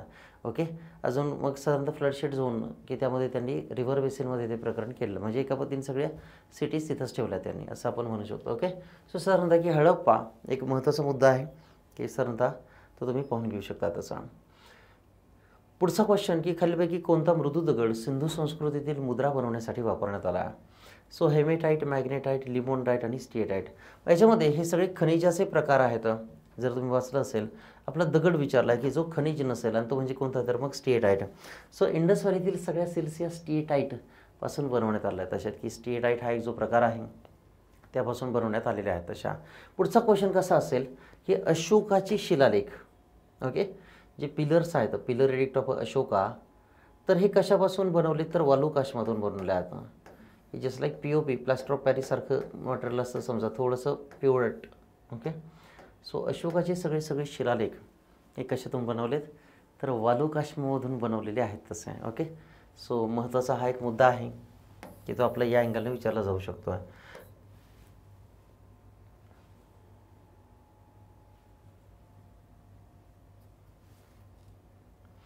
पुढे की पुढचा क्वेश्चन आहे, संगम साहित्यातील कवी कोण होते ते सांगा. संगम साहित्यातील की कवी कोण होते ते सांगा. तर तोल्कापियर. ओके. मग तोल्कापियर हा अगस्तीच्या 12 शिष्यांपैकी एक होता, अगस्ती ऋषी, आणि या तोल्कापियरने तोल्कापियम हा ग्रंथ लिहिला हे आपलं विचारली जाण्याची दाट शक्यता आहे, कारण UPSC सलग संगम साहित्यावरती क्वेश्चन विचारते आहे. वेल्लुवर याने कुरल नावाचा ग्रंथ लिहिला आहे. कुरल. मग आजही साधारणतः निर्मला सीताराम ज्या बजेट मांडतात किंबहुना पी चिदंबरम ज्या पद्धतीचे बजेट मांडतात, तर त्या या दक्षिण भारतातील भगवद्गीता असं ज्याला म्हटलं जातं, तो ग्रंथ म्हणजे कुरल आहे, की तो 2-2 ओळीमध्ये या काळात आपल्याला ज्ञान देतो असं म्हटलं जातं आहे. सो इलिंगो अडिगल याचं सिलप्पादिकरम म्हणून काव्य आहे. सिलप्पादिकरम. आणि पुढचं की सित्तलाई सित्तनोर याचं सिलप्पादिकरम म्हणजे राणीच्या बांगड्या चोरीला जातात, त्यावरून कोवलन नावाचं व्यापारला हकनाक फाशी दिली जाते त्याची. पुढे कोण आहे तर मग इथं मणिमेखलाई आहे, म्हणजे काहीतरी कमरबंद. सो टू बी कंटिन्यूड, की जस्ट लाईक एक पिक्चर हिट झाला की त्याचा दुसरा पार्ट येतो. सो मणिमेखला आहे. सो तोलकापियरचं तोलकापियम आहे. पुढं मग साधारणतः कोणतं की साधारणतः वेल्लुवर याचं कुरल आहे. पुढं इलिंगवाडी गेल्याचं सिलप्पादिकरम आणि पुढचं कोणतं आहे तर मग मणिमेखलाई. ओके, मणिमेखलाई हा जो फॉर्मॅट आहे. आणि म्हणजे आपल्याला पुढचा क्वेश्चन कसा असू शकेल तर हा असेल, संगम काळ जो आहे की या काळात संगम साहित्य निर्माण झालं आहे. इसवी सन पूर्व 300 BC ते 300 AD हा कालखंड मानला जातो. इसवी सन पूर्व 300 BC ते 300 AD हा जो कालखंड आहे तो कालखंड इथं मानला जातो तसा. ओके, ही एक प्रक्रिया आहे. या संगम साहित्यामधून आपल्याला दक्षिण भारताचा, तुंगभद्रा नदीच्या खालच्या परिसराला आपण दक्षिण भारत म्हणतो. सो दक्षिण भारताच्या खालच्या परिसर म्हणजे साधारणतः या दक्षिण भारतीय लोकांचा रोमन साम्राज्याशी असलेला व्यापार आपल्या लक्षात येतो. स्त्रियांचं स्थान उत्तम आहे असं त्यांनी नोंदवलेलं आहे. त्या काळात मग स्त्री देवतांची संख्या त्यांची जास्त आहे असंही नमूद करतायत. हे जे संगम साहित्य आहे हे निधर्मीय आहे, कोणत्याही धर्माशी ते संबंधित नाही असं आपण नक्की म्हणू शकतो तसं. ओके, सो संगम साहित्य हा एक अत्यंत महत्त्वाचा कॉम्पोनंट आहे असं आपण डिस्क्राईब करू शकतो. तसं मग त्यांचा मिठाचा व्यापार आहे, त्यांच्या बैलगाड्यांची रचना आहे, समजा त्यांचं घोडे आणि बैल यांच्याशी केंद्रित असलेलं जीवन आपल्या लक्षात येत आहे. या लोकांनी हत्ती देखील पाळलेत हे आपल्याला लक्षामध्ये येत आहे. तसं यांच्या ग्रामपंचायतीसारखी रचना आहेत तेही आपण ऑब्झर्व करू शकतो तसं.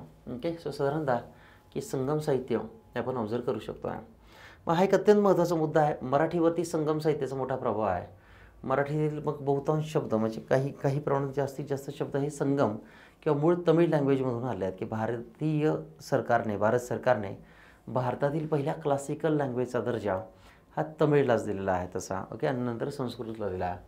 महाजनपदे आणि त्यांच्या जोड्या जुळवा याच्यामध्ये कोणतं तर कोसलचा राजा प्रसेनजीत आहे समजा. ओके, मग त्याने बुद्धाची मूर्ती बनवलेली होती, बुद्धाने त्याच्या नजरेसमोरच ती तोडायला लावली, तशी प्रिय शिष्य पाठवला आहे. आणि मग आज जी बुद्धाची मूर्ती आपण पाहतो ती ग्रीक किंवा अपोलो देवताप्रमाणे बनवली जाते समजा तशी. ओके, कारण ती नंतर इंडो ग्रीकांनी बनवलेली आहे बुद्धाच्या मृत्यूनंतर शेकडो वर्षानंतर. मग मगधचा राजा बिंबिसार आणि त्याचा मुलगा अजातशत्रू हे पुढे गाजले आहेत चांगले. ओके, मग साधारणतः अजातशत्रूने बुद्धाला मारण्याचा 2दा प्रयत्न केला. त्याच्याच काळात त्याने अवंती संपवून टाकलं, मात्र संघर्ष झाला. लिच्छवींवरती हल्ला केला अजातने, मात्र तो लिच्छवींना संपवू शकलेला नाही आहे. हा मुद्दा आहे. पुढं वत्सचा राजा उदयनायक हा भारताच्या इतिहासातील सगळ्यात मोठा चॉकलेट हिरो आहे. ओके, साधारणतः की त्याच्यावरती वेगळ्या खास करून स्वप्न वासवदत्त आणि साधारणतः मग ते वत्सचा राजा उदयन याच्या काळाच्या संबंधित घडणाऱ्या वेगळ्या इतरही काही वेगळ्या घटना नोंदवल्या समजा तशा. ओके, पुढं अवंतीचा राजा या काळात कोण आहे तर मग प्रद्योत, किंवा ज्याला आपण महासैन चंड प्रद्योत असं म्हणत आहोत समजा, महासैन चंड प्रद्योत असं म्हणत आहोत. ओके, मग हे वेगळे शासक आहेत की राजकारण तिथंच फिरतं आहे सगळं, की सगळ्या भारताचं, प्राचीन भारताचं जे राजकारण आहे खास करून बुद्धाच्या काळातलं हे तिथंच फिरतं आहे, आपण असं पाहू शकतो आहे. पुढे खालीलपैकी कोणत्या बौद्ध ग्रंथात 16 महाजनपदांचा उल्लेख आढळतो आहे? मग साधारणतः कोणतं आहे की सुत्त पिटक, विनय पिटक, अभिधम्म पिटक ही बुद्ध धर्माच्या ज्या वेगळ्या बैठका साधारणतः त्यामध्ये त्रिपिटकं दिली गेलीत. पहिल्या बैठकीत सुत्त पिटक आहे, दुसऱ्या बैठकीमध्ये विनय पिटक आहे. याच्यामध्ये की तिसरी जी बैठक म्हणजे साधारणतः तिसऱ्या बैठकीत अभिधम्म पिटक आहे आणि मग याच्या पहिल्या 2 बैठकांमध्ये की साधारणतः वेगळे काही ग्रंथ लिहिले गेले ते खास करून पहिल्या बैठकीमध्ये सुत्त आणि विनय लिहिले गेले. त्याच्यामध्ये अंगुत्तर निकाय. आता निकाय म्हणजे काय? निकाय किंवा अवदान ह्या बुद्धिस्ट संबंधित कथा आहेत सगळ्या. ओके, निकाय किंवा अवदान. मग आता पुढचा क्वेश्चन कसा असू शकेल की या 16 महाजनपदांपैकी महाराष्ट्राचा उल्लेख कसा आहे तर ज्याला आपण अस्सक असं म्हणतो, अस्सक किंवा ज्याला आपण अश्मक असं देखील म्हणतो. ओके, अस्सक किंवा अश्मक. पुढे नंतर त्याला महाअस्सक असं म्हटलं गेलं आहे. आणि नंतर की मग संस्कृतमध्ये जर उल्लेख केला तर अश्मक असा यायचा. आणि पुढं कटपा, बाहुबली आणि देवसेना यांची जी नगरी आहे ती नगरी म्हणजे मग माहिष्मती समजत अशी. ओके, सो ही आहे समजत अशी. ओके, सो अशा पद्धतीने की बौद्ध ग्रंथात अंगुत्तर निकाय हे जे आहे साधारणतः त्यामध्ये हा उल्लेख आपला पाहता येतो आहे. ओके, सो साधारणतः की पुढचा क्वेश्चन याच्यामध्ये की पुढीलपैकी कोणत्या गुप्त राजाने महेंद्रादित्य ही पदवी घेतली आहे? महेंद्रादित्य मग त्यामध्ये दुसरा चंद्रगुप्त तो विक्रमादित्य किंवा शाकाहारी म्हणून जास्त गाजला आहे. काळ्या दगडावरची रेखा, सो एलिमिनेट आपण करू शकत होतो. समुद्रगुप्त आहे तो स्वतःला परमेश्वर असं म्हणतो आहे. समुद्रगुप्ताच्या प्रशस्तीवरती की परमेश्वर असा उल्लेख आहे. तर पुढं कुमारगुप्त आहे. ओके, तर त्याने की साधारणतः वेगवेगळ्या या महेंद्र पर्वत आणि त्यावेळी महेंद्रगिरी नावाचा राजा आहे आणि त्याचे पुढं वारस होते, त्यांच्यावरती विजय मिळाला म्हणून ते म्हटलं गेलं असं असं तज्ज्ञांचं मत आहे. त्याच्याबद्दल अजून क्लॅरिटी नाही, बट स्टील की आणि पुढं स्कंदगुप्त आहे समजा. ओके, सो ही प्रक्रिया तशी. सो यामध्ये ते फार तर फार पुढे एक UPSCने संबंधित क्वेश्चन विचारला आहे, तर त्याचा आपण पुढे म्हणजे या दृष्टिकोनातून पुढे आढावा घेऊयात तसा.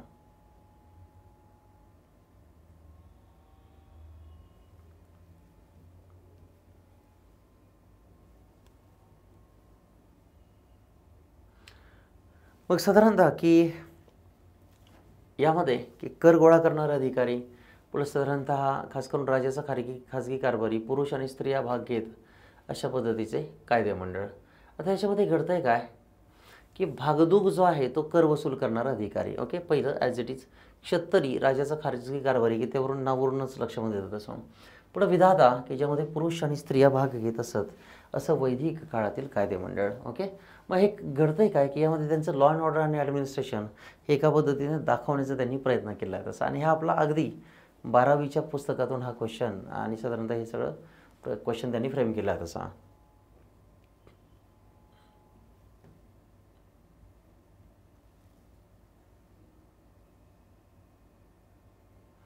खालील विधानांचा विचार करा आणि उत्तराचा योग्य पर्याय निवडा. महाराष्ट्रातील जोर्वे, नेवासे, दायमाबाद, सोनगाव, युनामगाव, प्रकाशे, नाशिक इत्यादी ठिकाणी ताम्रपाषाण युगीन संस्कृतीचे अवशेष आढळले.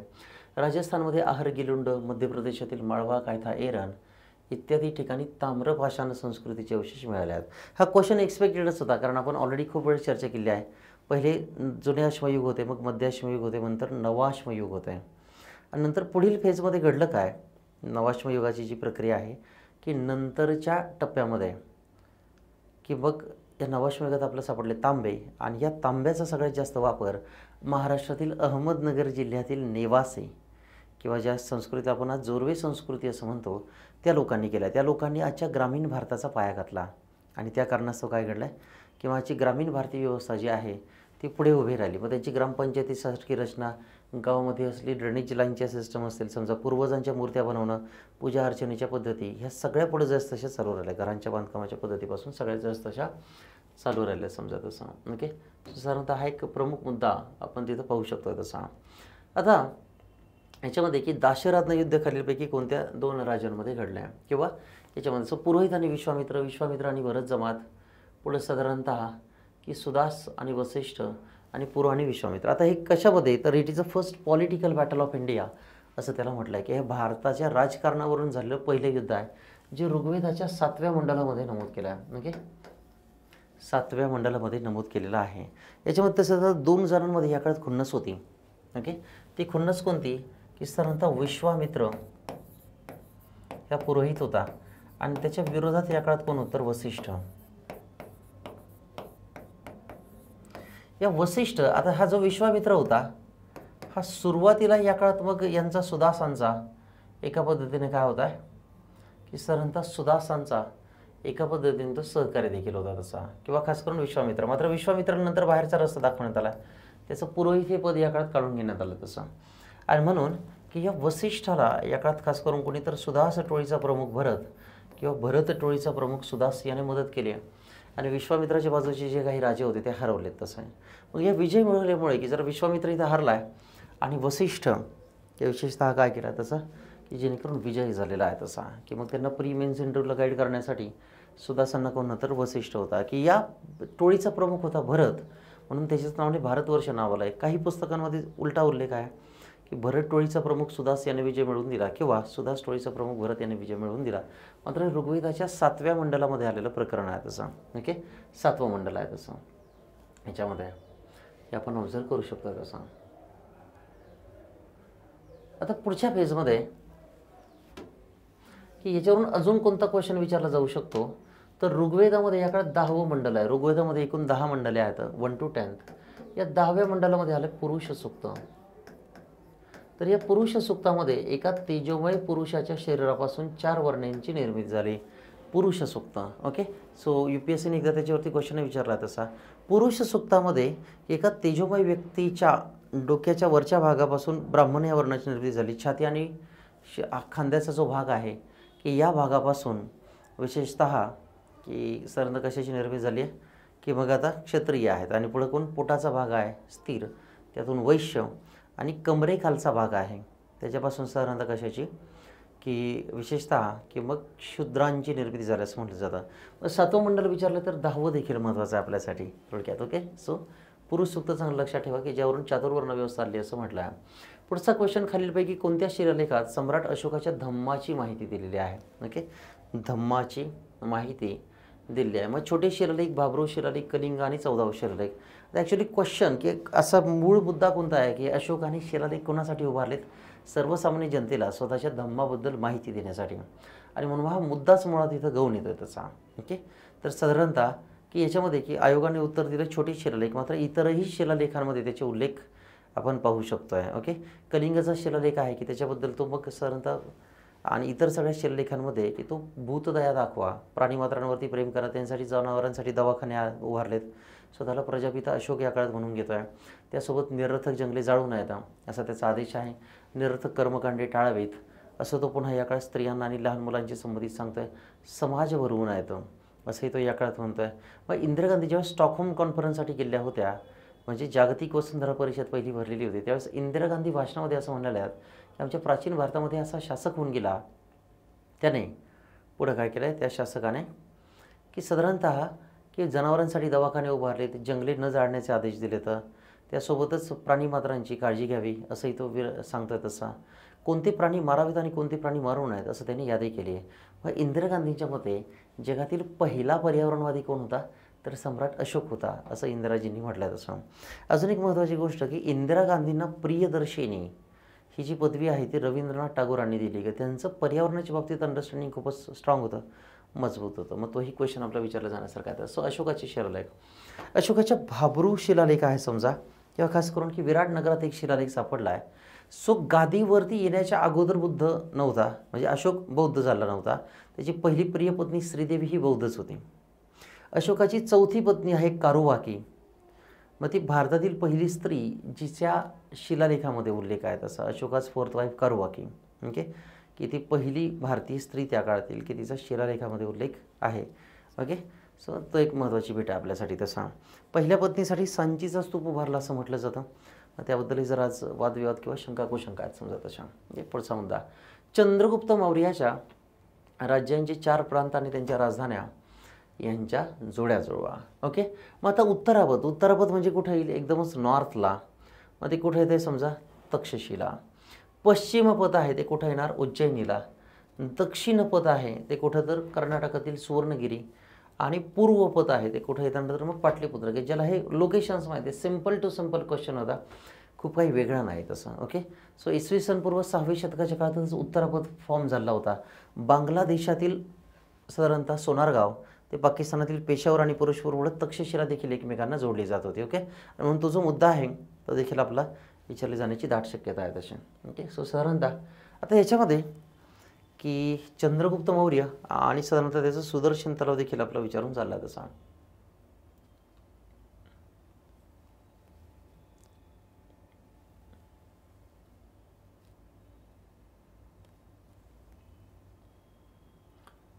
खालील विवरणावरून व्यक्ती ओळखा. विशाल साम्राज्याचा संस्थापक, सुसंस्कृत, विद्वान आणि कवी. प्रसिद्ध कवी हरिसेन हा त्याचा राजकवी होता. बौद्ध पंडित वसुबंधू हा त्याच्या दरबारात होता. आणि भारताचा नेपोलियन व्हिन्सेंट ऑर्थर स्मिथ या हिस्टॉरियनने त्याला म्हटलं आहे. तर अर्थातच कोण आहे, तर मग भारताचा नेपोलियन असं ज्याला म्हटलं गेलं आहे तर तो आहे समुद्रगुप्त.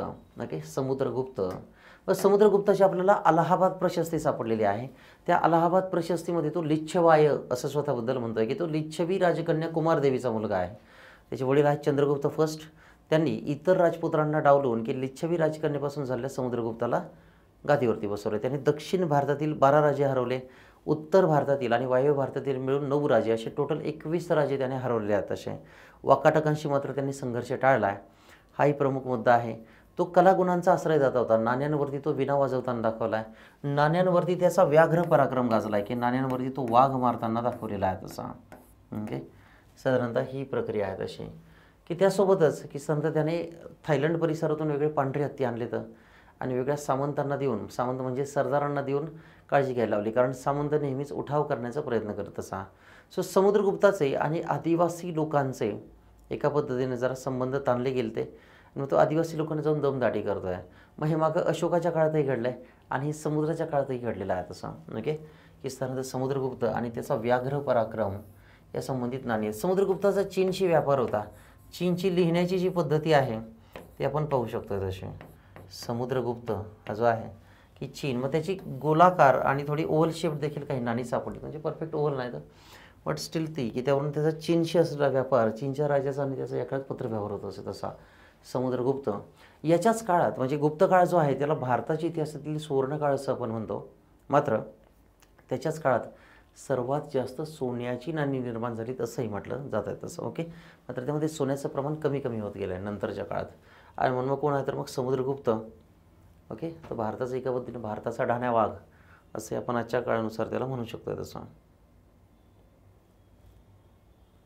हा जो वरती हरिसेन आहे त्याने एक प्रशस्ती लिहिली आहे समजा. ओके, हरिसेन जो आहे की त्याने प्रशस्ती लिहिलेली आहे तशी. आता पुढचा मुद्दा की हरिसेनाची जी प्रशस्ती आहे, आता त्याला भारताचा नेपोलियन का म्हटलं आहे, कारण दक्षिण भारत पण ताब्यात घेण्याचा त्याने प्रयत्न केला आहे आणि उत्तर भारत अर्थातच ताब्यात त्याने ठेवलेला आहे तसा, आणि म्हणून तोही महत्त्वाचा मुद्दा आहेच आहे तसा.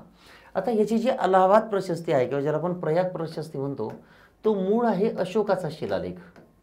ओके, सम्राट अशोकाचा शिलालेख आहे. त्याच्यावरती पुढं कोण येतं तर समुद्रगुप्त येतो आहे.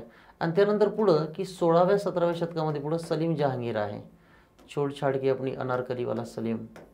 ओके, सो त्यानंतर सलीम जहांगीर. तर एकमेव रेअर एक्झाम्पल की ज्या एक्झाम्पलमध्ये आपण की अशोकाच्या शिलालेखवरती समुद्रगुप्ताने स्तुती कोरली आणि त्यानंतर पुढं सलीम जहांगीराने की साधारणतः स्वतःचा राज्याभिषेकाचं केल्याचं नमूद केलं तसं. मग हा क्वेश्चन अजून कुठंच विचारून झाला नाही, आपल्याला विचारलं जाण्याची शक्यता आहे तशी. ओके, सो तोही मुद्दा आहे तसा. पुढचा क्वेश्चन आहे, मौर्य पूर्व काळात भारत काय म्हणून ओळखला जाईल. आता एकदम सिंपल आहे, the queen of the eastern seas, the western seas. पश्चिम तर म्हणू शकत नाही, कारण हे युरोपीय लोक आपल्याकडे येतात, आपण त्यांच्या पूर्वीला आहोत. हा जर युरोप असेल तर यांच्या बरंचसं दूर काय आहे तर मग भारत आहे. सो हे पश्चिम आहे आणि पूर्व. ओके, आणि म्हणून पूर्वेकडील परिसर आहे. सो ईस्टर्न सीज त्याला काही शंकाच नाही. वेस्टर्न सी म्हणू शकत नाहीत, सदर्न सी पण म्हणू शकत नाही की आपण उत्तर गोलार्धातच आहोत तसं. दुसरं काय तर the queen of the Erythraean sea. Queen of the Erythraean sea. Erythraean sea म्हणजे त्या काळात त्याला लाल समुद्र असं म्हणतात की आपण ज्यावेळेस गुजरातच्या आणि पाकिस्तानच्या किनाऱ्यावरून पुढे जातो, मक्कामधून इकडे जाणारी जहाजं त्या मार्गाने जातात, तर त्याला त्या काळात लाल समुद्र किंवा इरिथियन सी असं देखील म्हटलं जाय तसं. ओके, ही पण प्रक्रिया आहे. सो या अँगलनं क्वेश्चन एक्सपेक्टेड आहे आपल्याला. पुढे अखिमेनियन विजयानंतर भारताच्या सीमेवर विशेष करून कंबोजमध्ये कोणता नवा उद्योग उदयास आला आहे असं एका पद्धतीने त्यांचं म्हणणं आहे. आता अखिमेनियन एम्पायर म्हणजे कोणतं एम्पायर की ज्याला आपण नाव काय दिलं तर इराणी म्हणतो आपण सोप्या भाषेमध्ये तसं. ओके, त्याकडे ते पारशी लोकांचं साम्राज्य होतं असंही म्हटलं जातं, झोराष्ट्रियन. ओके, मग आता त्याबद्दल वेगळे वादविवाद म्हणजे साधारणतः इतिहासकारांचं वेगळं मत आहे. मग इथं आपल्यावरती काय फरक पडला आपण लेक्चरमध्ये चर्चा केली होती. अखिमेनियन विजयानंतर भारताच्या सीमेवर विशेष करून कंबोजमध्ये की कोणता नवा उद्योग चालू झाला असं त्यांचं म्हणणं आहे. जहाज बांधणी होऊ शकतं का तर इंडस व्हॅलीच्या काळात ऑलरेडी जहाज बांधणी होती. जगातील सगळ्यात जास्त जहाजं ही कोणाच्या काळात निर्माण करण्यात आलेली आहेत विशेषतः तर म्हणजे साधारणतः गुजरात किनाऱ्यावरती ती निर्माण झाली, ती इंडस व्हॅलीची परंपरा. ओके, मग जहाज बांधणी नवीन उद्योग असू शकत नाही आहे. हातमागाच्या साड्या बनवणं ते भारतीयांसाठी तर कधीच नवीन नाही आहे, ते जुनंच आहे तसं. कारण काय तर इंडस व्हॅलीची की जगाला कापूस आणि नीळ ही सगळ्यात मोठी एक देणगी मानली गेली आहे. पुढं भांडी बनवणे असू शकतं का तर तिथं ऑलरेडी भांडी बनवलं जातं, म्हणून नवीन काय असू शकतं तर ब्लँकेट बनवणे. ओके. सो इसवी सन पूर्व 6वे शतक गौतम बुद्धाच्या काळात हा अटॅक झाला आहे भारतावरती. मात्र या अटॅकमुळे की भारतीयांना लिहिण्याची एक नवी पद्धती मिळाली, त्याला आपण ते लिपी असं म्हणत, आपण त्याला लिपी असं म्हणतो आहे. त्यासोबतच भारतात वाईन टेक्नॉलॉजी आली आहे की साधारणतः पूर्वी गावठी दारू बनवली जाई, आता फळांच्या रसापासून दारू बनवली जाऊ लागलेली आहे. हा एक मुद्दा आला आहे. भारतीयांची नाणी चौकोनी होती, ती यांच्या आक्रमणामुळे गोलाकार झाली आहेत. ओके. मात्र खूप काही स्टँडर्ड फरक पडू शकलेला नाही आहे तसा. 4 नवे व्यापारी मार्ग खुले झाले. ओके. ती एक प्रक्रिया आहे आणि म्हणून इराणी लोकांच्या आक्रमणाने भारतात फायदाच झाला आहे तसा. पुढचा मुद्दा जोड्या जुळवा, ज्याच्यामध्ये की कामरूपचा राजा, सिंधचा राजा, काश्मीरचा राजा आणि वल्लभीचा राजा. आता हे ऑलरेडी कोणाचे आहे तर प्राचीन भारतातील शेवटचा राजा हर्षवर्धन याच्या बाबतीत आहे तसं. ओके. मग याच्यामध्ये आता की हर्ष आता ऑलरेडी तर विचारून झाला आहे, इथं नवीन एक मुद्दा येतो आणि ते आपल्याला ऑलरेडी माहिती पण आहे, तसं खूप काही वेगळं नाही. कामरूपचा राजा म्हणजे कोणता की समुद्रगुप्ताची प्रशस्ती आपण पाहिली, त्यामध्ये कामरूपचा पहिल्यांदा उल्लेख आहे. कामरूप म्हणजे काय तर मग आसाम, की काय झाडी, काय डोंगर, काय हॉटेल आपण पाहिलं आहे, तर कोणतं आहे तर कामरूप. त्याला आसामला नंतर खूप नाव आलं आहे आसाम, मात्र अगोदर कामरूप म्हटलं जाईल की तिकडं कोणीही गेलं की आसामच्या प्रेमातच पडत असत सगळे लोक, आणि म्हणून त्याला कामरूप की त्या कामाच्या रूपामध्ये की साधारणतः एका पत्नीने ते अडकून गेला असा. सो कामरूपचा राजा आहे. ओके. साधारणतः आणि मग साधारणतः सिंधचा राजा, काश्मीरचा राजा. आता याच्यामध्ये हे ऑलरेडी आपलं माहितीच आहे. याच्यामध्ये पुढचा मुद्दा कोणता की वल्लभीचा राजा आहे, किंवा खास करून वल्लभी जे आहे हे एक युनिव्हर्सिटी होती, ते प्रशासक घडविण्यासाठी विशेष गाजलं आहे. ओके. की जसं नालंदा आहे, तक्षशिला आहे, तेल्हार नावाचं विद्यापीठ आहे, कांची विद्यापीठ आहे, नंतर ओदंतपुरी आहे, विक्रमशिला आहे. तर या सगळ्या विद्यापीठांमध्ये की जे IAS IPS घडवणारं मानलं जातं त्या काळातील लवास नासा आपण म्हणू शकतो, तर ते कोणतं आहे तर मग वल्लभी याचा आहे समजा तसं. ओके. वल्लभी हा एक महत्त्वाचा आहे समजा आपल्याशी संबंधित तसा. पुढे येऊयात. बाकी नॉर्मल आहे, बाकी याच्यामध्ये विशेष असं वेगळं काही नाही. दुसरं कोणतं की कनौज सम्राट हर्षवर्धनचं आहे. ओके. हर्ष, या हर्षाची खासियत अशी की त्याने 619ला पुलकेशी द्वितीय नावाचा एक राजा होता. ओके. मग साधारणतः हा मूळ महाराष्ट्रातील होता पुलकेशी द्वितीय. तर हर्षवर्धन हा उत्तरपथ स्वामी होता. तर या पुलकेशी द्वितीय या राजाने की जो उत्तर भारताचा स्वामी आहे, सम्राट आहे हर्षवर्धन, त्याला खूप सहजरित्या हरवलं आहे नर्मदा नदी किनारी. ती कधी झालं आहे 619ला. ओके. 619 हा जो एक कालखंड आहे तर 619ला हे चालला आहे, आणि अलीकडेच गव्हर्नमेंटने त्याच्यावरती शिक्कामोर्तब केला आहे तसा. म्हणून हा क्वेश्चन आपला विचारला जाण्याची शक्यता आहे. हा जो पुलकेशी राजा आहे हा शिवाजी राजांच्या एक्झॅक्ट 1000 वर्ष अगोदर होता. आणि जसं शिवाजी राजांच्या राज्याभिषेकाचं चित्र आहे, झुंकल्या वांगल्या गर्विष्ठ माना शिवमंदिरी, त्याच पद्धतीचं चित्र राज्याभिषेकाचं चित्र पुलकेशीचं अजिंठ्यामध्ये आहे तसं. ओके. सो अजिंठा हे जे ठिकाण आहे हा त्या काळातील एकमेव समकालीन राजा की साधारणतः ज्यावेळेस म्हणजे एका पद्धतीनं कामकाज चाललं होतं, हा एकमेव समकालीन राजा की जो अजिंठ्याच्या चित्रात दाखवला आहे. अन्यथा पुढं काय झालं आहे की साधारणतः की इतर जी बुद्धिस्ट थीम आहे सगळी, तर त्याच्यामध्ये जातक कथा आणि बुद्धाच्या जीवनाशी संबंधित सगळ्या कथा सांगितल्या आहेत तशा. म्हणून अजिंठ्यामध्ये एकमेव राजा जो त्याच काळात दाखवला तो म्हणजे पुलकेशी द्वितीय आहे. याच्या ऐहोळे शिलालेखामध्ये हा उल्लेख आपला पाहता येतो. ऐहोळे किंवा अय्याहोळे या शिलालेखामध्ये की असं दरबारातील राजकवी आहे रवी कीर्ती.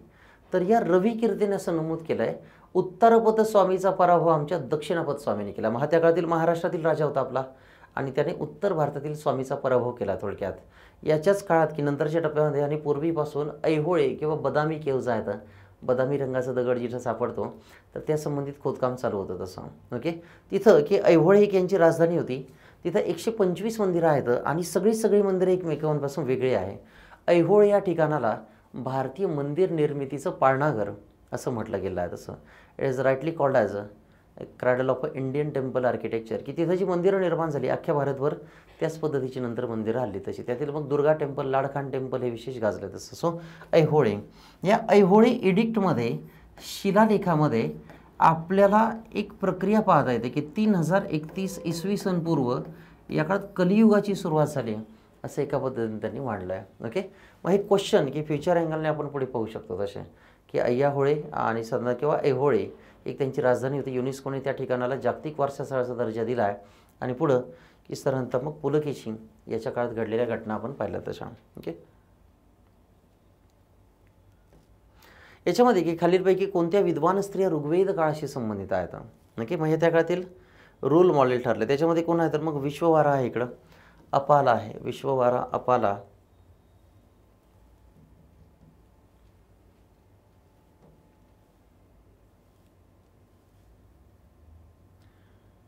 पुढे लोपामुद्रा आणि घोषा. हा UPSCच्या ओल्ड सिलेबसमधून जसंच तसं उचललं क्वेश्चन आहे की 4 ते 5 प्रश्न तिथून जसेच तसे येत आहेत, म्हणून आपण ही सगळी थीम तिकडे लिंक करण्याचा प्रयत्न करतो आहे.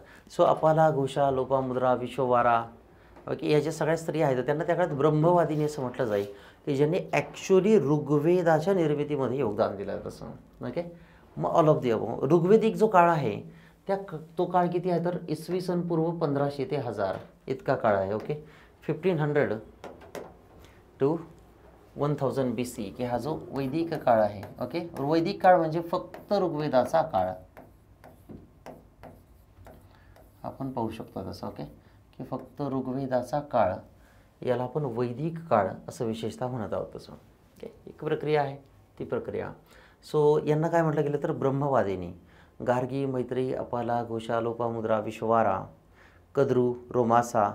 ओके, साधारणतः ह्या ज्या वेगळ्या स्त्रिया आहेत या स्त्रियांनी ऋग्वेदाच्या निर्मितीमध्ये या काळात योगदान दिलं आहे असं विशेषतः म्हटलं जातं आहे. ओके, मग त्या ज्या निर्मितीमध्ये योगदान नाही आहे त्यांना ते नाव दिलं नाही तसं. सो ऋग्वेदिक काळाशी संबंधित हा एक नॉर्मल क्वेश्चन आपला. खालीलपैकी जोड्या जुळवा. ज्यावेळेस खूपच अवघड क्वेश्चन असतो त्यावेळेस त्याचं उत्तर 1 2 3 4. ओके, जसं समोरासमोर दिलं तसंच असतं. मग इथं अथर्ववेदावरती क्वेश्चन आहे की परीक्षित अथर्ववेदातील प्रशस्ती काव्याचा नायक. मग हा अभिमन्यूचा मुलगा दाखवला आहे, तर ग्रँडसन ऑफ अर्जुन हा परीक्षित. ओके, हा परीक्षित झाला आहे काय की तक्षक नावाचा एक नागवंशीय राजा होता, तर त्याने मारलेल्या बाणामध्ये त्याचा पुढे मृत्यू झाला आहे.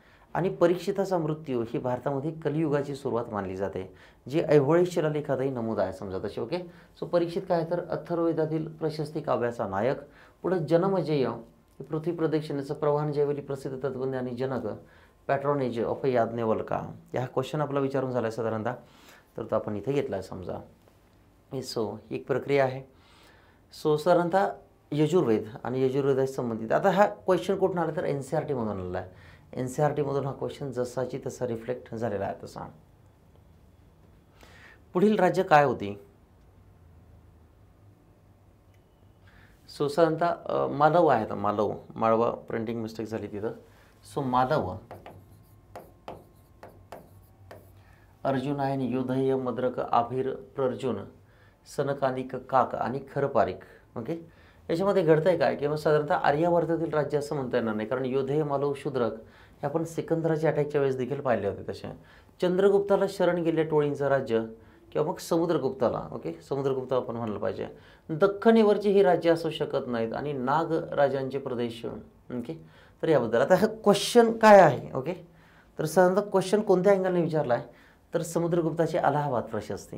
ओके, अलाहाबाद प्रशस्ती आपण चर्चा केली की अलाहाबाद प्रशस्ती मूळ अशोकाचा शिलालेख आहे, तर ते समुद्रगुप्त नोंदवत आहे. आणि सलीम जहांगीर आहे की छोट झाडकी आपणी अनारकलीवाला सलीम जो आहे तोही स्वतःच्या राज्याभिषेकाबद्दल त्यावरती नमूद करून ठेवतो तसा. ओके, आणि वेगळी नावं आहेत. ज्यावेळेस अशी सगळी नावं कन्फ्यूज करून टाकणारी असतात तर फार तर की त्याच्याकडे simple to simple logic. Okay, so Chandragupta किंवा तसं समुद्रगुप्त आहे. प्रिंटिंगची जरा मिस्टेक आहे. पुढचा क्वेश्चन, इसवी सन 75 की भारतीय निर्याती संबंधित असणारा नॅचरल हिस्ट्री हा ग्रंथ खालीलपैकी कोणी लिहिला आहे? सो प्लिनी, नंतर मॅगॅस्थॅनिस, पेरिप्लस. ओके, तर आपण ऑलरेडी त्याची सगळी चर्चा केलेली आहे तशी, खूप काही वेगळं जाण्यासारखं नाही तसं. ओके, की साधारणतः की 75 की प्लिनी, हेरोडोटस, पेरिप्लस आणि मग साधारणतः कोणता आहे की मॅगॅस्थॅनिसचा इंडिका आपण पाहिला आहे. आता त्याच्यामध्ये की मित्रांनो आपण आत्तापर्यंत ज्या परीक्षा झाल्यात त्याच्यामध्ये राज्यसेवेने प्रिलिममध्ये काय विचारलं ते पाहिलं आहे. आता आपलं पुढची झलक फास्ट पाहूया थोडीशी. कोणती तर त्याच्यामध्ये की UPSCने काय काय विचारलं आहे. ओके, आणि आपल्याला ह्या परीक्षेमध्ये काय विचारलं जाण्याची शक्यता आहे. पुन्हा क्वेश्चनचा ॲन्सर काय आहे थोडं बाजूला राहू द्या, क्वेश्चनमधून आपलं नॉलेज काय घेता येत आहे हा एक सगळ्यात महत्त्वाचा मुद्दा आहे जो आपला पुढं वापरता येईल तसा.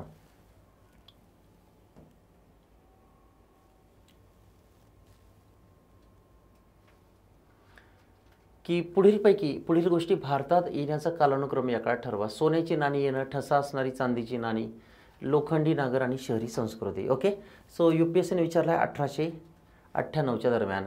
याच्यामध्ये झालं आहे काय की विशेषतः शहरी संस्कृती किंवा ठसा असणारी सोन्याची नाणी जी आपण म्हणतोय. सो पहिले काय आलं तर शहरी संस्कृती आली, इंडस व्हॅली सिव्हिलायझेशन. नंतरच्या टप्प्यात ही ब्रॉन्झ कल्चर होतं. नंतरच्या टप्प्यामध्ये काय घडलं आहे की विशेषतः की मग लोखंडी नांगर आला आहे पुढे. लोखंडी नांगरानंतर मग समजा चांदीबरोबर सोन्याची नाणी आणि चांदीची नाणी. आता ही आपल्याला काही व्हॅलिड होणार नाही, म्हणजे समजा आपण याच्यातील जे काही क्वेश्चन्स आहेत समजा आपल्या अँगलने जे विचारले जाण्यासारखे आहेत. सो भारतातील पहिले नागरीकरण, या क्वेश्चनमधून आपल्याला काय बोध घ्यायचा आहे तर भारतातील पहिले नागरीकरण कोणतं आहे, सिंधू संस्कृती. दुसरे नागरीकरण कोणतं आहे, महाजनपदाचा काळ किंवा बुद्धाचा काळ. तिसरे नागरीकरण सुलतानशाहीचा कालखंड. आणि चौथे नागरीकरण जे आत्ता चालू झालं आहे समजा British काळानंतरचं. Okay, so 1 2 3 4.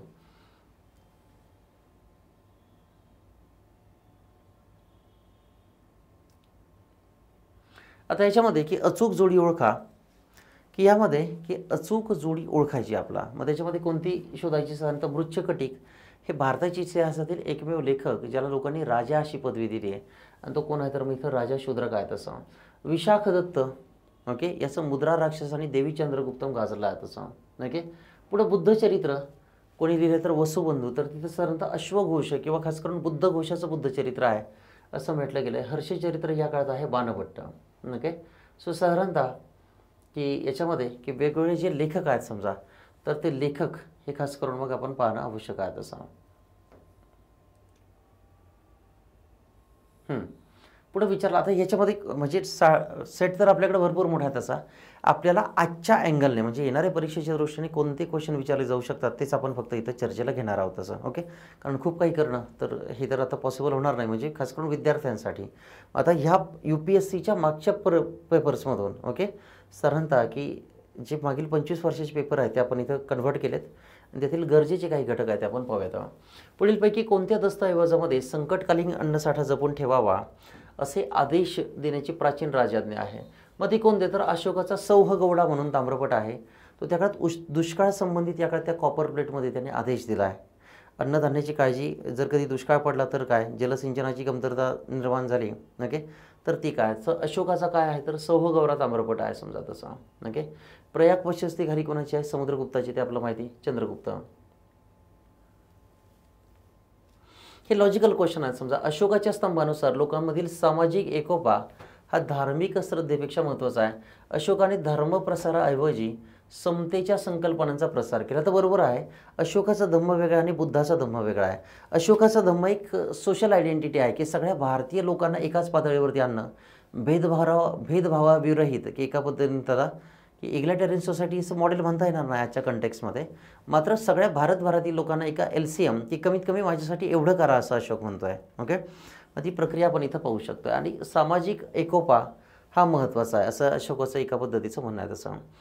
Greek Kushan आणि शकांपैकी बऱ्याच जणांनी हिंदू धर्मापेक्षा बौद्ध धर्माच्या जवळ गेले. त्या काळात होता वैदिक धर्म, विशेषतः की हिंदू धर्माचा उदय इतिहास तज्ज्ञांच्या मध्ये 4थ्या शतकानंतर आहे, जो मूळ वैदिक धर्मातून पुढे आला आहे. त्याचंच एक ॲडव्हान्स व्हर्जन आहे असं म्हणलं जातं. त्याचं कारण काय की विशेषतः त्या काळात मॅक्झिमम भारत जो आहे तो बौद्ध धर्मामध्ये एका पद्धतीने धर्मांतरित झालेला होता तसा. ओके, बौद्ध धर्मामध्ये की तो धर्मांतरित झालेला होता आणि म्हणून मग त्यांनी ते स्वीकारलं आहे. सो बुद्ध आणि हिंसा ओके, तर ऑब्व्हियसली जातीपातीत विभागलेला हिंदू धर्म आणि पुढे कोणतं बौद्ध धर्म. सो बुद्धिझम जैनिझमची मेन थीम कोणती तर इन्क्लुझिव्ह ऑफ ऑल होते, त्यांच्यामध्ये कोणी सामावून घेतलं जातच आहे. हा प्रश्न आपला मागं विचारला होता की गांधार शैलीवरती ग्रीकांचा प्रभाव जाणवतोय. बरोबर आहे, आणि हिनयान पंथ हा गांधार शैलीने प्रभावित झाला होता. तर ते नाही की हिनयान पंथ काय, ही मूळ महायानांची कल्पना आहे. बुद्धाची मूर्ती बनवणं ही मूळ महायानांची कल्पना आहे तशी. ओके, आणि याच्यामध्ये विशेषतः गांधार शैलीवरती ग्रीकांचा प्रभाव आहे ही एकमेव गोष्ट या काळात बरोबर आहे. कारण ही जी महायान हिनयान फूट पडली ही पहिल्या शतकामध्ये पडली आहे. 80 AD ला ही बैठक झाली आहे तशी. ओके,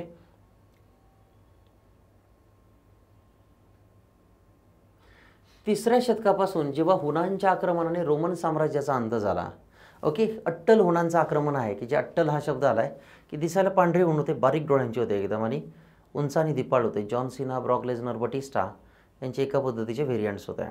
पण याच्यात केलं काय की बघ भारतावरती पण हल्ला केला आणि गुप्त साम्राज्य एका पद्धतीने कोलॅप्स करून टाकले आणि तिकडं रोमन साम्राज्यांवर देखील हल्ला झाला.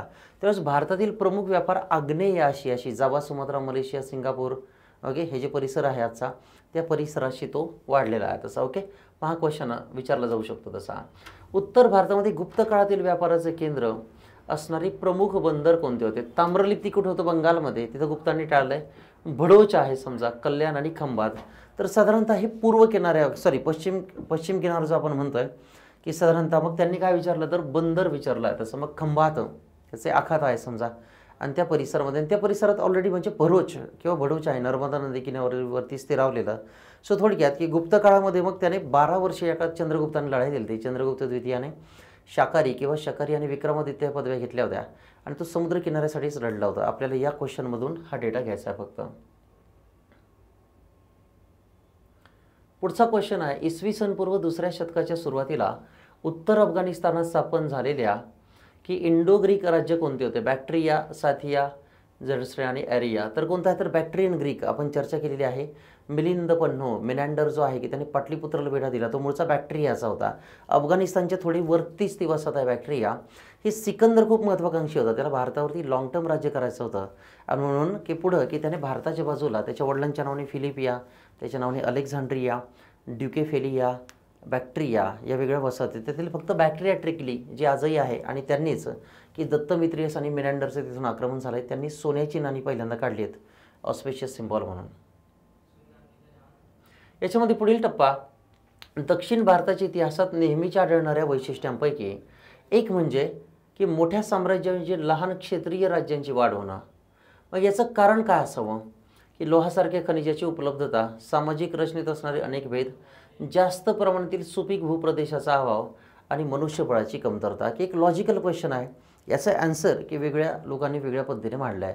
आता दक्षिण भारताच्या इतिहासात नेहमी आढळणारं वैशिष्ट्य कोणतं तर छोटी छोटी साम्राज्य आहेत. त्यांचं कारण काय की ज्या ज्या परिसरात छोट्या छोट्या नद्या आहेत त्या परिसरात दुआबावरती त्यांनी नियंत्रण मिळवणं आणि त्या परिसरातील लोकांनी खास करून काय करणं की जेणेकरून मग व्यापारी परंपरा पुढे उभं करणं हा एक अत्यंत महत्त्वाचा मुद्दा आहे तसा. ओके, आर्य ही जी संज्ञा आहे ही पुढीलपैकी काय दर्शविते? एक वंशसमूह, भटक्या लोकांचा समूह, एक भाषा समूह आणि आधार समूह. तर आर्य भाषा असं पुढं मांडण्यात आलं आहे. तर आर्य काय आहे तर एका पद्धतीचे उच्च दर्जाचं असं त्याला म्हणण्यात आलं आहे. ओके, उच्च दर्जा. तर ते काय आहे तर एका पद्धतीने वंशसमूह सुरुवातीला मानला गेला, मात्र आर्य हा रंग किंवा वर्ण या शब्दाने वापरला गेला होता आणि नंतरच्या टप्प्यामध्ये की साधारणतः की मग भारतीय आर्य भाषा असं आपण म्हणतोय समजा. ओके, भारतीय आर्य भाषा ती एक प्रक्रिया. खालील व्यक्तींचा भारतात येण्याचा योग्य काळानुक्रम आणि ते निवडा. आता याच्यामध्ये फार तर फार आपलं लक्षात काय ठेवायचं आहे की साधारणतः 398-99च्या दरम्यान एक चिनी प्रवासी भारतात आला आहे, फायान. ओके, एवढा एक जरी लक्षात राहिला जो भारताच्या इतिहासामध्ये चांडाळ पहिल्यांदा नमूद करतो, जे स्मशानामध्ये राहता येतं. आणि साधारणतः की हर्षवर्धनाच्या काळात जो आला आहे साधारणतः 610-612 किंवा 615च्या दरम्यान काही कालखंड मानतात. ओके, तर फार तर फार तुमच्या लक्षात राहण्यासाठी आपण ऐहोळे हे जे प्रकरण पाहिलं होतं तर फार तर फार किती की 615 किंवा 612-610 याच्या दरम्यान की 612 असं काही पुस्तकांमध्ये उल्लेख आहे. याच्यामध्ये कोण आलं तर हुअत संघ. ओके, हुअत संघ आलेला आहे समजा आणि त्याच्यानंतर मग पुढे सिंग आला आहे. ओके, हे एक महत्त्व आहे. सो साधारणतः गुप्त काळामध्ये फाहियान आहे आणि हुअत संघ हा साधारणतः वर्धन कालखंडामध्ये आहे, हर्षवर्धनाच्या कालखंडात आहे तसा. ओके, चौडी बेडी जरी आपल्या लक्षात राहिली तरी मोर दॅन इनफ आहे. पुढचा मुद्दा मॅगॅस्थॅनिस. इकडं मॅगॅस्थॅनिस नमूद केलं ते तर आपलं सर्वांना माहिती आहे कोणाचं आहे तर मौर्य काळात आहे समजा. मॅगॅस्थॅनिस आहे मौर्य काळात आणि युआन शॉंग किंवा हुत्संग आपण याची नुकतीच चर्चा केलेली आहे तशी. सो ही सिक्वेन्स लक्षात असली पाहिजे. इसवी सन पूर्व 3रे शतक कोण आहे तर मॅगॅस्थॅनिस आहे तसा. ओके, जे आता हे UPSC आपण ऑलरेडी हे सगळे क्वेश्चन MPSCचे पूर्वीचे जे पाहिलेत त्यामध्ये लिंक केलेलेच आहेत. आता आपण फक्त फास्टली पाहून घेऊयात की UPSCने जे काय विचारलं आहे आणि ते आज आपल्याला आजच्या काळात व्हॅलिड होत आहे का समजा. एक ते आपण पाहून घेत. इसवी सन पूर्व 6व्या शतकात सुरुवातीला भारतातील सर्वात बलवान नगर राज्य कोणते होते तर मगध. आणि मगधच्या उदयाची कारणं आपण या काळात पाहिलेत तसे. ओके, जैन धर्मावरती अहिंसेवर भर असणाऱ्या कारणाने शेती करणारे लोक जैन धर्माचा स्वीकार करण्यापासून दूर राहिले. तर कीटकाने हे मारले जाईल समजा. तर हे दोन्ही तर ते बरोबरच आहे समजा की जैन धर्म कमी का प्रसार झाला तर टोकाची अहिंसा. तसं बुद्ध काय सांगतोय की बुद्ध सांगतोय की मध्यम पदमार्ग की जेणेकरून हिंसा कमीत कमी करा किंवा ऑलमोस्ट शक्य झालं तर करूच नका असं एका पद्धतीने त्याचं म्हणणं आहे तसं. हां, UPSCने हा वारंवार क्वेश्चन विचारला आहे, पुन्हा तो क्वेश्चन रिपीटही झाला तसा. प्राचीन भारतातील सामंतशाहीच्या उदयाला लष्करी मोहिमा कारणीभूत होते असं म्हटलं जातं. आता सामंतशाही म्हणजे काय, तर सरदारांचं महत्त्व वाढणं आणि पुढं सरदारांनी सगळी सत्ता ताब्यात घेणं, याला आपण सामंतशाही असं म्हणतो. हे खास करून सातवाहनांच्या काळापासून मोठ्या प्रमाणात उदयास आलं आहे तसं. ओके, की साधारणतः की हे गुप्त काळामध्ये पुढं ॲपेक्सला पोहोचलं आहे. सुरुवात सातवाहनांच्या काळात झाली आणि गुप्त काळात या काळात सामंतशाहीचा ॲपेक्स पोहोचला आणि नंतर हर्षाच्या मृत्यूनंतर तर सगळ्या सामंतांनी स्वातंत्र्यच घोषित केलं तसं. त्याच्यावर आपण चर्चा केली आहे. विशाखा दत्ताने लिहिलेल्या की साधारणतः प्राचीन नाटक मुद्रा राक्षस. ओके, विशाखा दत्त लेखक आहे. मुद्रा राक्षस आपण चर्चा केली आहे. काय तर चंद्रगुप्ताने मौर्याने काय केलं की चाणक्याला पुढे करून ते दरबारातील एक दासी होती, राक्षस या प्रधानमंत्र्याची दासी, तिच्या हातातील अंगठी चोरली आणि ती राजकीय सिम्बॉल म्हणून वापरली जात होती. जसं आज आपलं लायन कॅपिटल आहे आणि त्यातून घडलेला सत्ताबद्दल आहे. कोणता तर विशाखा दत्ताचं मुद्रा राक्षस आहे. आणि त्याचं दुसरं नाटक कोणतं तर देवी चंद्रगुप्तम. देवी चंद्रगुप्तम की जो चंद्रगुप्त द्वितीय होता तो काही काळ ध्रुवदेवीचे कपडे घालून गेलता आणि मग त्याने शक राजाचा पराभव केला, हे आपण पाहिलेलं आहे तसं. हे UPSCचे पेपर आहेत. आज जे काही आपलं व्हॅलिड होत आहे तिथे आपण स्वीकारतो आहे. भारतात लष्करी प्रशासकाची व्यवस्था खालीलपैकी कोणी सुरू केली? ग्रीक, शक, पार्थियन्स आणि मुघल. तर मुघल तर असू शकत नाहीत, खूपच अलीकडचे आहेत. शक आणि पुढं कोण आहेत तर मग ग्रीक. तर याला या काळात स्ट्रॅगोज असं म्हटलं जाईल. नक्की हे खास करून कोणाची परंपरा होती तर ती ग्रीकांची होती. नंतर ती शकांनी देखील चालू राहिली की ज्याला आपण स्ट्रॅट्रप किंवा छत्रप असं देखील म्हणतोय समजा तसं. ओके, मग मौर्यांच्या प्रशासनावरती ग्रीकांचा प्रभाव होता साधारणतः. तर ती एक प्रकरण आहे तसं. आता याच्यामध्ये हे साधारणतः कनेक्टिव्ह आयडेंटिटी जे आहे. ओके, सो सुरुवातीला पर्शियन लोक पण होते, नंतर ग्रीक पण होते आणि नंतर हे. ओके, सो याच्यामध्ये साधारणतः हे मुघल ऑब्व्हियसली नसणार नाहीत. खाली दिलेल्या घराण्यांपैकी सिकंदराच्या आक्रमणावेळी भारतात कोणत्या घराण्याचे राज्य होते? नंद, शुंग, मौर्य आणि कण्व. तर धनानंदाचं राज्य होतं, ते पुढे त्यांनी उलथवलं आपण पाहिलं. खालीलपैकी कोणत्या चोल राजाने सिलोन म्हणजे श्रीलंका जिंकून घेतला? आपण चर्चा केली. ओके, मग याच्यामध्ये कोणता तर राजराजा. ओके, राजराजा आहे. नंतरच्या टप्प्यात राजेंद्रने देखील श्रीलंका जिंकून घेतली आहे. साधारणतः पहिलं कोणतं तर पहिलं राजराजाचा जो अधिकार आहे की त्यांनी श्रीलंकेवरती अटॅक केला आहे. जावा, सुमात्रा, इंडोनेशिया, मलेशिया या परिसरावरती त्याचं साम्राज्य पोहोचवलं आहे तसं. पुढीलपैकी कोणती जोडी अचूक आहे? हडप्पन आणि साधारणतः मातीची रंगीत भांडी किंवा वस्तू. कुशाण गांधार कलाशैली नाही तर कुशाणांची कोणती आहे? मथुरा कलाशैली आहे समजा. ओके, सो साधारणतः मुघल अजंठांची भिंतीचित्रे मुघलांच्या काळात नाहीत आणि मराठा चित्रकलेची की पहाडी शैली. मग याच्यामध्ये कोणतं तर फक्त आणि फक्त हडप्पन्स जे आहेत. तर हडप्पनच्या काळात या काळात माती कामाची एक प्रक्रिया होती. ओके, तर त्यावरती क्वेश्चन विचारला आहे. हडप्पा संस्कृतीतील मातीच्या कलाकुसरणीयुक्त वस्तूंवर आणि शिक्क्यांवरती कोणता प्राणी दिसत नाही तर गाय आणि पुढचं कोणतं तर सिंह नाही आहे. हा क्वेश्चन आपला एक्सपेक्टेड आहे. हडप्पाच्या काळात लोखंड नव्हतं. ओके, हा एक प्रमुख मुद्दा आहे तसा.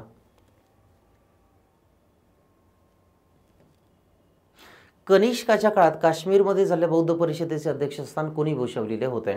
ओके, सो कनिष्काच्या काळात की 4 प्रमुख बौद्ध परिषदा झाल्यात. ओके, आणि मग ते जर आपण त्यांच्याबद्दल जरा चर्चा करूयात आता की कनिष्काच्या काळात की साधारणतः झालेल्या 4 प्रमुख बौद्ध परिषदा ज्या आहेत. ओके, सो त्याच्याबद्दल आपण आता चर्चा करूयात.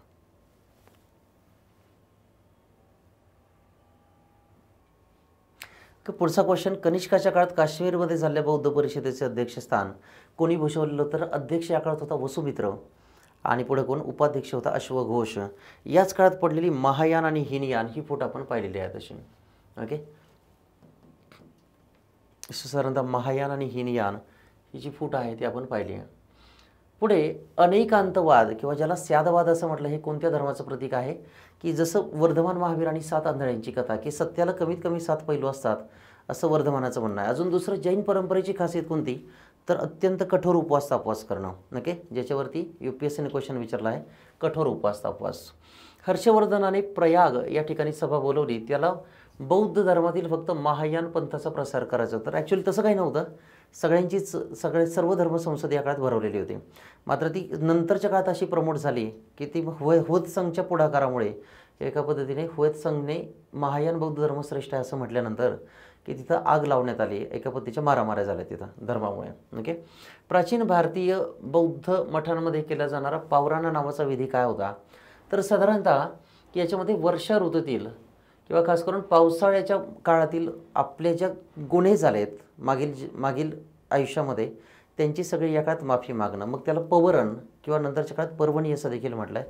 मग नदी किनारी आंघोळीला जायचं आणि तिथे माफी मागणी. नदी कोणती आहे तर पवरण नावाची विधी आहे. त्याच्यामध्ये कन्फेशन्स, गुन्ह्यांची कबुली देणं. मग त्याच्यानंतर लोथल, कालिबंगन आणि इतर आहे, हे आपला बऱ्यापैकी माहितीच आहे समजा. ओके. याच्यामध्ये शूद्र काढलेला मृच्छकटिक हा ग्रंथ कशाशी संबंधित आहे समजा तसं. ओके. की कशा संबंधित आहे तर श्रीमंत व्यापारी आणि एका वारांगणा. ओके. की साधारणतः याच्याबद्दल असलेली कधी तर प्रेमकथा. मात्र ही काय तर लिटिल क्ले कार्ट आहे समजा, लिटिल क्ले कार्ट, ज्याला आपण मातीची बैलगाडी असं म्हणतो आहे. सम्राट हर्षाची नर्मदेकडील मोहीम कोणी थांबवली तर दुसरा पुलकेशी, आपण चर्चा केली. 619 एडीला युद्ध झालं आहे. खालीलपैकी योग्य विधान ओळखा. बृहद्रथ या शेवटच्या मौर्य राजाचा सेनापती पुष्यमित्र शुंग याने त्याची हत्या केली. शुंग घराण्याचा शेवटचा राजा की देवभूती याचा ब्राह्मण मंत्री होता तो म्हणजे वासुदेव कण्व याने त्याची हत्या केली. आणि कण्व घराण्याचे शेवटच्या राजास की आंध्रांनी म्हणजे सातवाहनांनी पायउतार केला आहे. तर हे सगळं बरोबरच आहे की आपण चर्चा केली आहे तशी. वर्धमान महावीरांची आई लिच्छवी हे चेटक राजा यांची कन्या होती. गौतम बुद्धांची आई कोसल या राजघराण्याची राजकन्या होत्या. आणि 23वी तीर्थंकर पार्श्वनाथ. मग यातील बरोबर काय तर तीनही बरोबर आहेत तसं आहे. जैन मतांविषयी की खालीलपैकी कोणती विधान सत्य आहे. स्थलभाऊच्या नेतृत्वाखाली जैन धर्माचा भारतात प्रसार झाला. स्थलभाऊ आणि भद्रभाऊ आपण पाहिले चंद्रगुप्त मौर्याच्या काळात झालेला दुष्काळ. जे जैन भद्रभाऊच्या नेतृत्वात राहिले त्यांनी पाटलीपुत्र या परिषदेनुसार श्वेतांबर असं म्हणतात. तर भद्रभाऊ गेले ते दक्षिणेत, ते वस्त्र घालत नव्हते म्हणून भद्रभाऊंना आपण दिगंबर असं म्हणतोय. वर्धमानाची परंपरा. जर स्थलभाऊचे जे सगळे सहकारी होते ते पांढरी वस्त्र घालत म्हणून त्यांना पुढं काय म्हटलं आहे की श्वेतांबर असं म्हटलं आहे की आपण ती फूट पडलेली आहे तशी.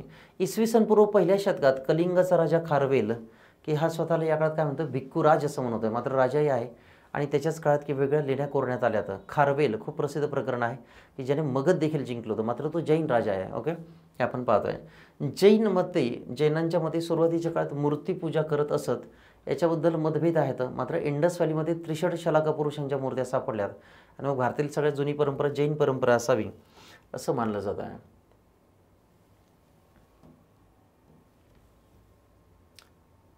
पुढे कनिष्काने भरलेल्या 4थ्या बौद्ध परिषदेला चीनचा प्रवासी फायान उपस्थित होता. आहे का तो 80 एडीला होता, पहिलं शतक. आणि फायान कधी आलाय 4थ्या शतकात आला म्हणून पॉसिबल नाही आहे. चीनचा प्रवासी युआनशंग हर्षाला भेटला. हर्ष त्यास बौद्ध धर्माच्या विरोधी वाढला. तर सुरुवातीला असं काही नाही की एका पद्धतीने की हर्ष हिनयान परंपरेचा फॉलोअर होताच होता तसा.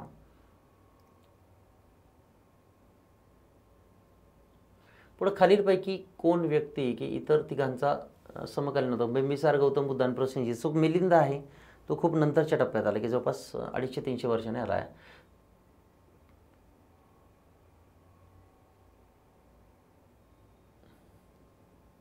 हा क्वेश्चन आपण चर्चा केली आहे. ग्रीक, शक आणि कुशाण की परकीय आक्रमण कोण होते तर सुरुवातीला मग ग्रीक, शक आणि नंतरच्या टप्प्यामध्ये कुशाण आलेत आणि नंतरच्या टप्प्यामध्ये हुन हल्ले आपण पाहिले. खाली दिलेल्या अलाहाबादचा स्तंभलेख कोणाशी संबंधित आहे तर तसं तर तो अशोकाशी पण आहे आणि समुद्रगुप्त. मात्र अलाहाबाद प्रशस्ती जर म्हटलं, प्रशस्ती एओलॉजी किंवा स्तुती, तर समुद्रगुप्त येत आहे. आणि त्याच्यावरती वेगळ्या लेखकांची नावं आपण पाहिले आहे. प्राचीन भारतीय गुप्तकालीन गुफाचित्रांची केवळ 2 माहिती असणारी उदाहरणं आहेत. एक अजंठा आणि मग दुसरं समजा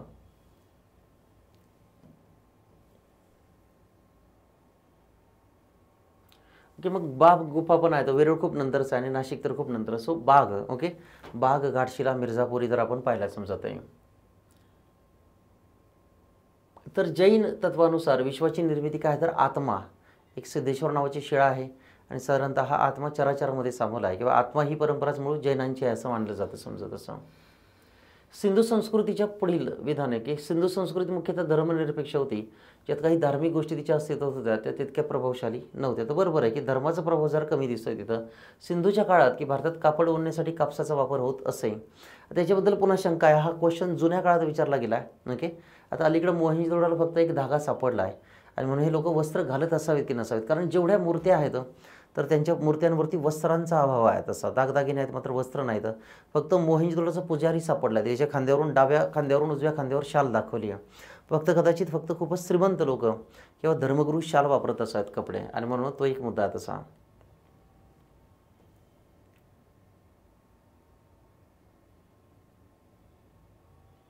बऱ्याच प्रतिमांमध्ये असणारी बुद्धाची भूमिस्पर्श मुद्रा काय दाखवते? आपण लेक्चरमध्ये पाहिलं आहे की ज्यावेळेस बुद्ध ज्ञानप्राप्तीजवळ जाऊन पोहोचलेले होते त्यावेळेस मग त्यांच्यासमोर कोण आलं तर मारा नावाचा एक राक्षस आला आहे, आणि ती ज्ञानप्राप्ती होणार नाही म्हणून तो डिस्टर्ब करू लागला. मग त्यांनी वारंवार बुद्धांना डिस्टर्ब करण्याचा प्रयत्न केला.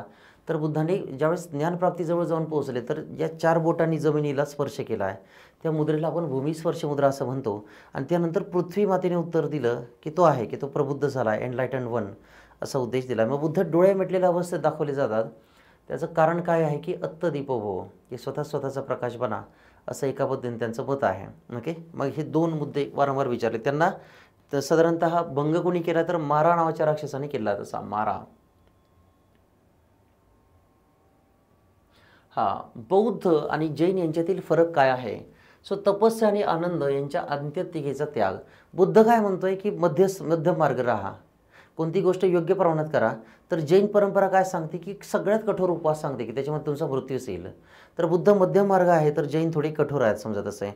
बुद्धिस्ट थोडी लिबरल आहेत, तर जैन थोडेसे कन्झर्वेटिव्ह आहेत. तसे की बुद्धाने स्त्रियांना देखील मोक्ष मिळू शकतो. तर सुरुवातीची जैन परंपरा ती मानत नव्हती, नंतरच्या परंपरेत मानलं गेलं असं म्हणतं. ओके, दोघंही वेद मानत नाहीत आणि दोघंही कर्मकांड मानत नाहीत तशी. ओके, रिच्युअल्स करू नये असं त्यांचं म्हणणं आहे. इथं श्रेणी व्यवस्थेबद्दल क्वेश्चन विचारला आहे की श्रेणी व्यवस्था म्हणजे काय? की उत्कृष्ट सोनार एकत्र येणार आणि खूप चांगल्या दागदागिने म्हणणार. मग सुतार, सांभार, नावी, कुंभार जेवढे एक्सलंट पीपल आहेत त्यांनी एकत्र यायचं त्या जातीचे, आणि त्यांनी त्या वस्तू खूप सुंदर बनवायच्या आणि त्यातून जास्त नफा कमवायचा. तर ही श्रेणी नावाची व्यवस्था होती. दक्षिण भारतामध्ये या काळात मणिग्राम आणि नानादेशी या नावाच्या 2 वेगळ्या श्रेणी आल्या आहेत, मात्र त्या नंतर आहेत की साधारणतः सुरुवातीच्या टप्प्यामध्ये नाही आहे. चैत्य आणि विहार याच्यामध्ये काय फरक आहे? तर हे बुद्धिस्ट आर्किटेक्चरचा एक प्रकार आहे की चैत्य म्हणजे चैतन्यमयी जागा जिथं बुद्धाची उपासना किंवा पूजा केली जाते, आणि विहार म्हणजे राहण्याची जागा. आज वेगवेगळ्या घरांना विहार असं म्हटलं जातं. तर हा केव आर्किटेक्चरचा एक प्रकार आहे. जसं अजंठा आहे, टोटल 29 केव आहेत, 29. त्यामधील 4 चैत्य आहेत म्हणजे पूजा करण्याची जागा आहेत, आणि बाकीचे 25 विहार आहेत. त्यावरून मग चैत्य कमीच असतात आणि विहार जास्त असतात, हे आपण लक्षात घेऊ शकतो.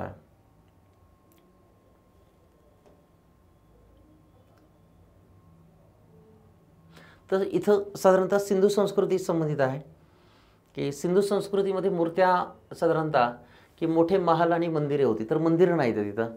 पुढं काय आहेत की स्त्री आणि पुरुष की अशा दोन्ही प्रकारांची पूजा करत देवतांची. स्त्री पुरुष देवता होत्या, मात्र योनी पूजा आणि लिंगपूजा होती. नंतर त्याचं रूपांतरण स्त्री आणि पुरुष देवतांचे मूर्त्या याच्यामध्ये चाललं आहे, समजा तसं. मात्र मातृसत्ताक होती, जास्तीत जास्त मूर्त्या मातृदेवता होत्या तशा. की युद्धात घोड्यांनी ओढल्या जाणाऱ्या रथांचा वापर करतं. सिंधूमध्ये घोडा हा ॲनिमल नाही आहे, हे आपण चर्चा केली आहे. तसं लोखंड नाही, घोडा नाही, गाय आणि त्यासोबतच सिंह दाखवलेला नाही आहे. पुढीलपैकी कोणता पर्याय हा बुद्धातील निब्बाण उत्कृष्टरित्या स्पष्ट करतो आहे? मग याच्यामध्ये की तृष्णेच्या आगीचं शमन, की तृष्णा म्हणजे अशी तहान की जी कधी भागत नाही. मग बुद्ध म्हणतोय की आत्मा बुद्धाने मानलेला नाही आहे, वर्धमानाने आत्मा मानला. सो बुद्ध आत्मा मानत नाही, मात्र पुनर्जन्म मानतो. अपूर्ण राहिलेल्या इच्छांमुळे पुनर्जन्म होतो, पुढच्या जन्मात ते मिळवतं म्हणून, असं त्याचं म्हणणं आहे, समजा तसं. ओके, ही प्रक्रिया. जैन मतांशी संबंधित दिलेली वेगळी विधान आहे. ओके, मग जैनांनी काय मानलं आहे? आत्मा मानला आहे. त्या आत्म्याला मोक्ष मिळवण्यासाठी संथारा करणं, निर्जरा करणं, संथारा करणं. ओके, निर्जरा, संवर आणि मग संथारा, आणि शेवटी सल्लेखना असं आपण म्हटलं आहे तसं. हे सगळे क्वेश्चन्स तुम्हाला सारांश सांगतो आहे. यामध्ये की हुएत्संगवरती क्वेश्चन आहे. भारतात आलेला चिनी प्रवासी हुएत्संग याला भारतीय चोरांनी भरपूर फटकावला आहे, सुजेपर्यंत आणला आहे तसा. मग तो नोंदवतो की भारतातील रस्ते सुरक्षित नाहीत असं त्याचं म्हणणं आहे तसं. मग अपराध्यांना या काळात ज्या शिक्षा दिल्या जातात की त्यांना आगीवरून चालवलं जातं, तू जर खरंच चोरी वगैरे काही केली नसेल. जलपरीक्षा आणि इतर वेगळ्या याच्यावरून त्याचं निर्दोषत्व ठरलं जातं असं तो म्हणतो आहे. व्यापाऱ्यांना नौका घाटावर आणि नाण्यावरती शुल्क द्यावं लागतं असं तो म्हणतो आहे. ओके, मात्र भारतातील रस्ते व्यापारासाठी सेफ नाहीत असं त्यांचं म्हणणं आहे. भारतातील शिल्पशैलीच्या इतिहासात योग्य विधाने. बदामी येथील गुफा या भारतातील सर्वात जुन्या गुफा शिल्प आहेत, तर ते अयोग्य आहे. बाराबर केव्ज की ज्या अशोकाने निर्माण केल्या आहेत त्या भारतातील सगळ्यात जुन्या केव्ज आहेत असं साधारणतः म्हटलं जातं आहे. ओके, मग ह्या चंद्रगुप्त मौर्य नाही तर अशोकाने आजीवकांसाठी निर्माण केले आहेत वेरूळ येथील गुफा की बौद्ध जैन आणि खास करून हिंदू धर्म किंवा साधारणतः मग शैव वैष्णवांसाठी आहेत तशा. मग इथं अजिंठा हे वाघेरा नदीच्या किनारी आहे. अजिंठ्याचं गाजलेलं शिल्प आहे की वरच्या भागात अनेक हे बुद्ध जो आहे मरणापूर्वीची पिढा आहे.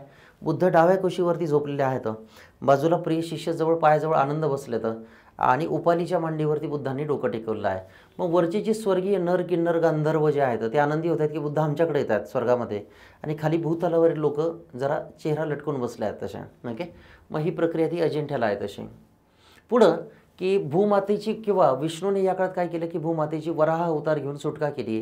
हे शिल्प आहे उदयगिरी या ठिकाणी. ओके, की साधारणतः उदयगिरी खांडगिरी आणि हे जे परिसर आहेत ते वराह अवतार गुप्त काळात खास गाजला आहे तसा. विशाल गोलाश्मावर अर्जुनाची तपश्चर्या किंवा भगीरथ प्रयत्नांची कथा ती कुठं आहे तर मग महाबलीपुरम या ठिकाणी आहे. त्याचा आपण आढावा घेतला तसा.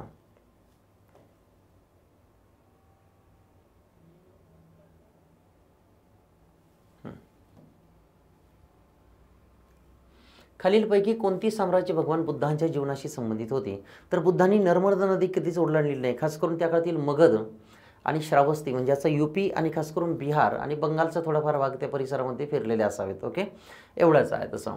ओके, मग गांधारला ते कधी गेले नाहीत. मगधला ते होते, कोसलला पण होते आणि अवंतीला ते कधी गेलेले नाहीत बुद्ध. ओके, हा क्वेश्चन डबल रिपीट झाला होता.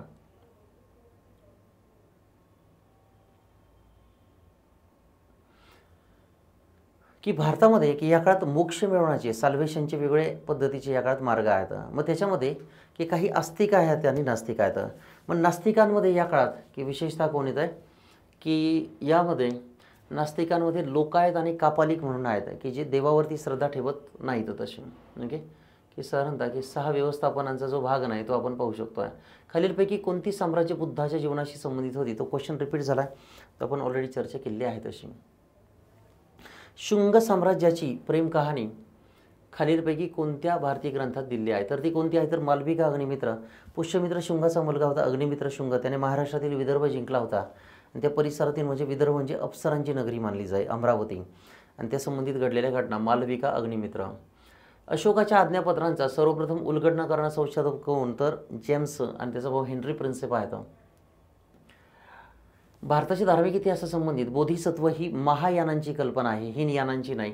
बोधिसत्व ही संबोधीच्या मार्गावरील करुणामय व्यक्ती असते आणि मुक्ती मार्गावरील सर्व सचेतन जीवांना मदत करण्यासाठी बोधिसत्व स्वतःची मुक्ती दूर करतोय. पण यामधूनच पुढचा क्वेश्चन आला होता तो कोणता की बुद्धांचा एक येणारा अंतिम शेवटचा अवतार असेल आणि तो अवतार तो विशेषतः कोण असेल की साधारणतः मैत्रेय हे जे बोधिसत्व आहेत तसं आहे.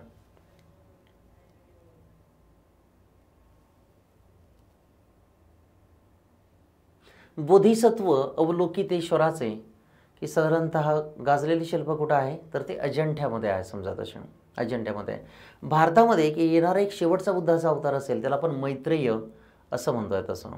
ओके, मैत्रेय.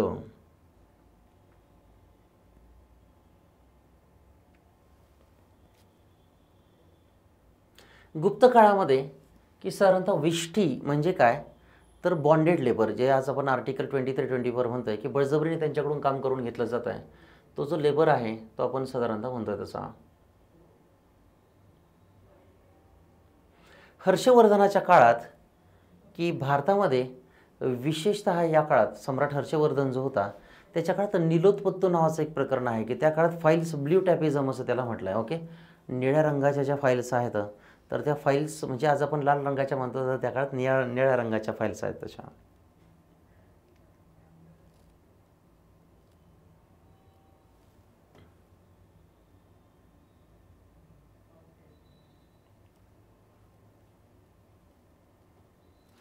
ओके, सो अजून एक महत्त्वाची भेट आहे मित्रांनो यामध्ये की खास करून बुद्धाच्या मृत्यूनंतर वेगळ्या 4 परिषदा घडल्यात. ओके, सो त्याच्यामध्ये की पहिल्या बैठकीमध्ये सुत्त पिटक लिहिलं आहे त्याचा प्रिय शिष्य आनंद यांनी सुत्त पिटक लिहिलं आहे हे लक्षामध्ये असू द्या आनंदाचं. त्याचं दुसरा सहकारी होता उपाली याने विनय पिटक लिहिलं आहे.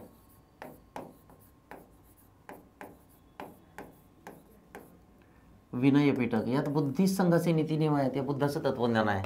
थर्ड काउन्सिल आहे, याचा अध्यक्ष मोगलीपुत्त तिस्स होता. मोगलीपुत्त तिस्स हा होता. याने तिसरं पिटक लिहिलंय, अभिधम्म पिटक. अभिधम्म पिटक.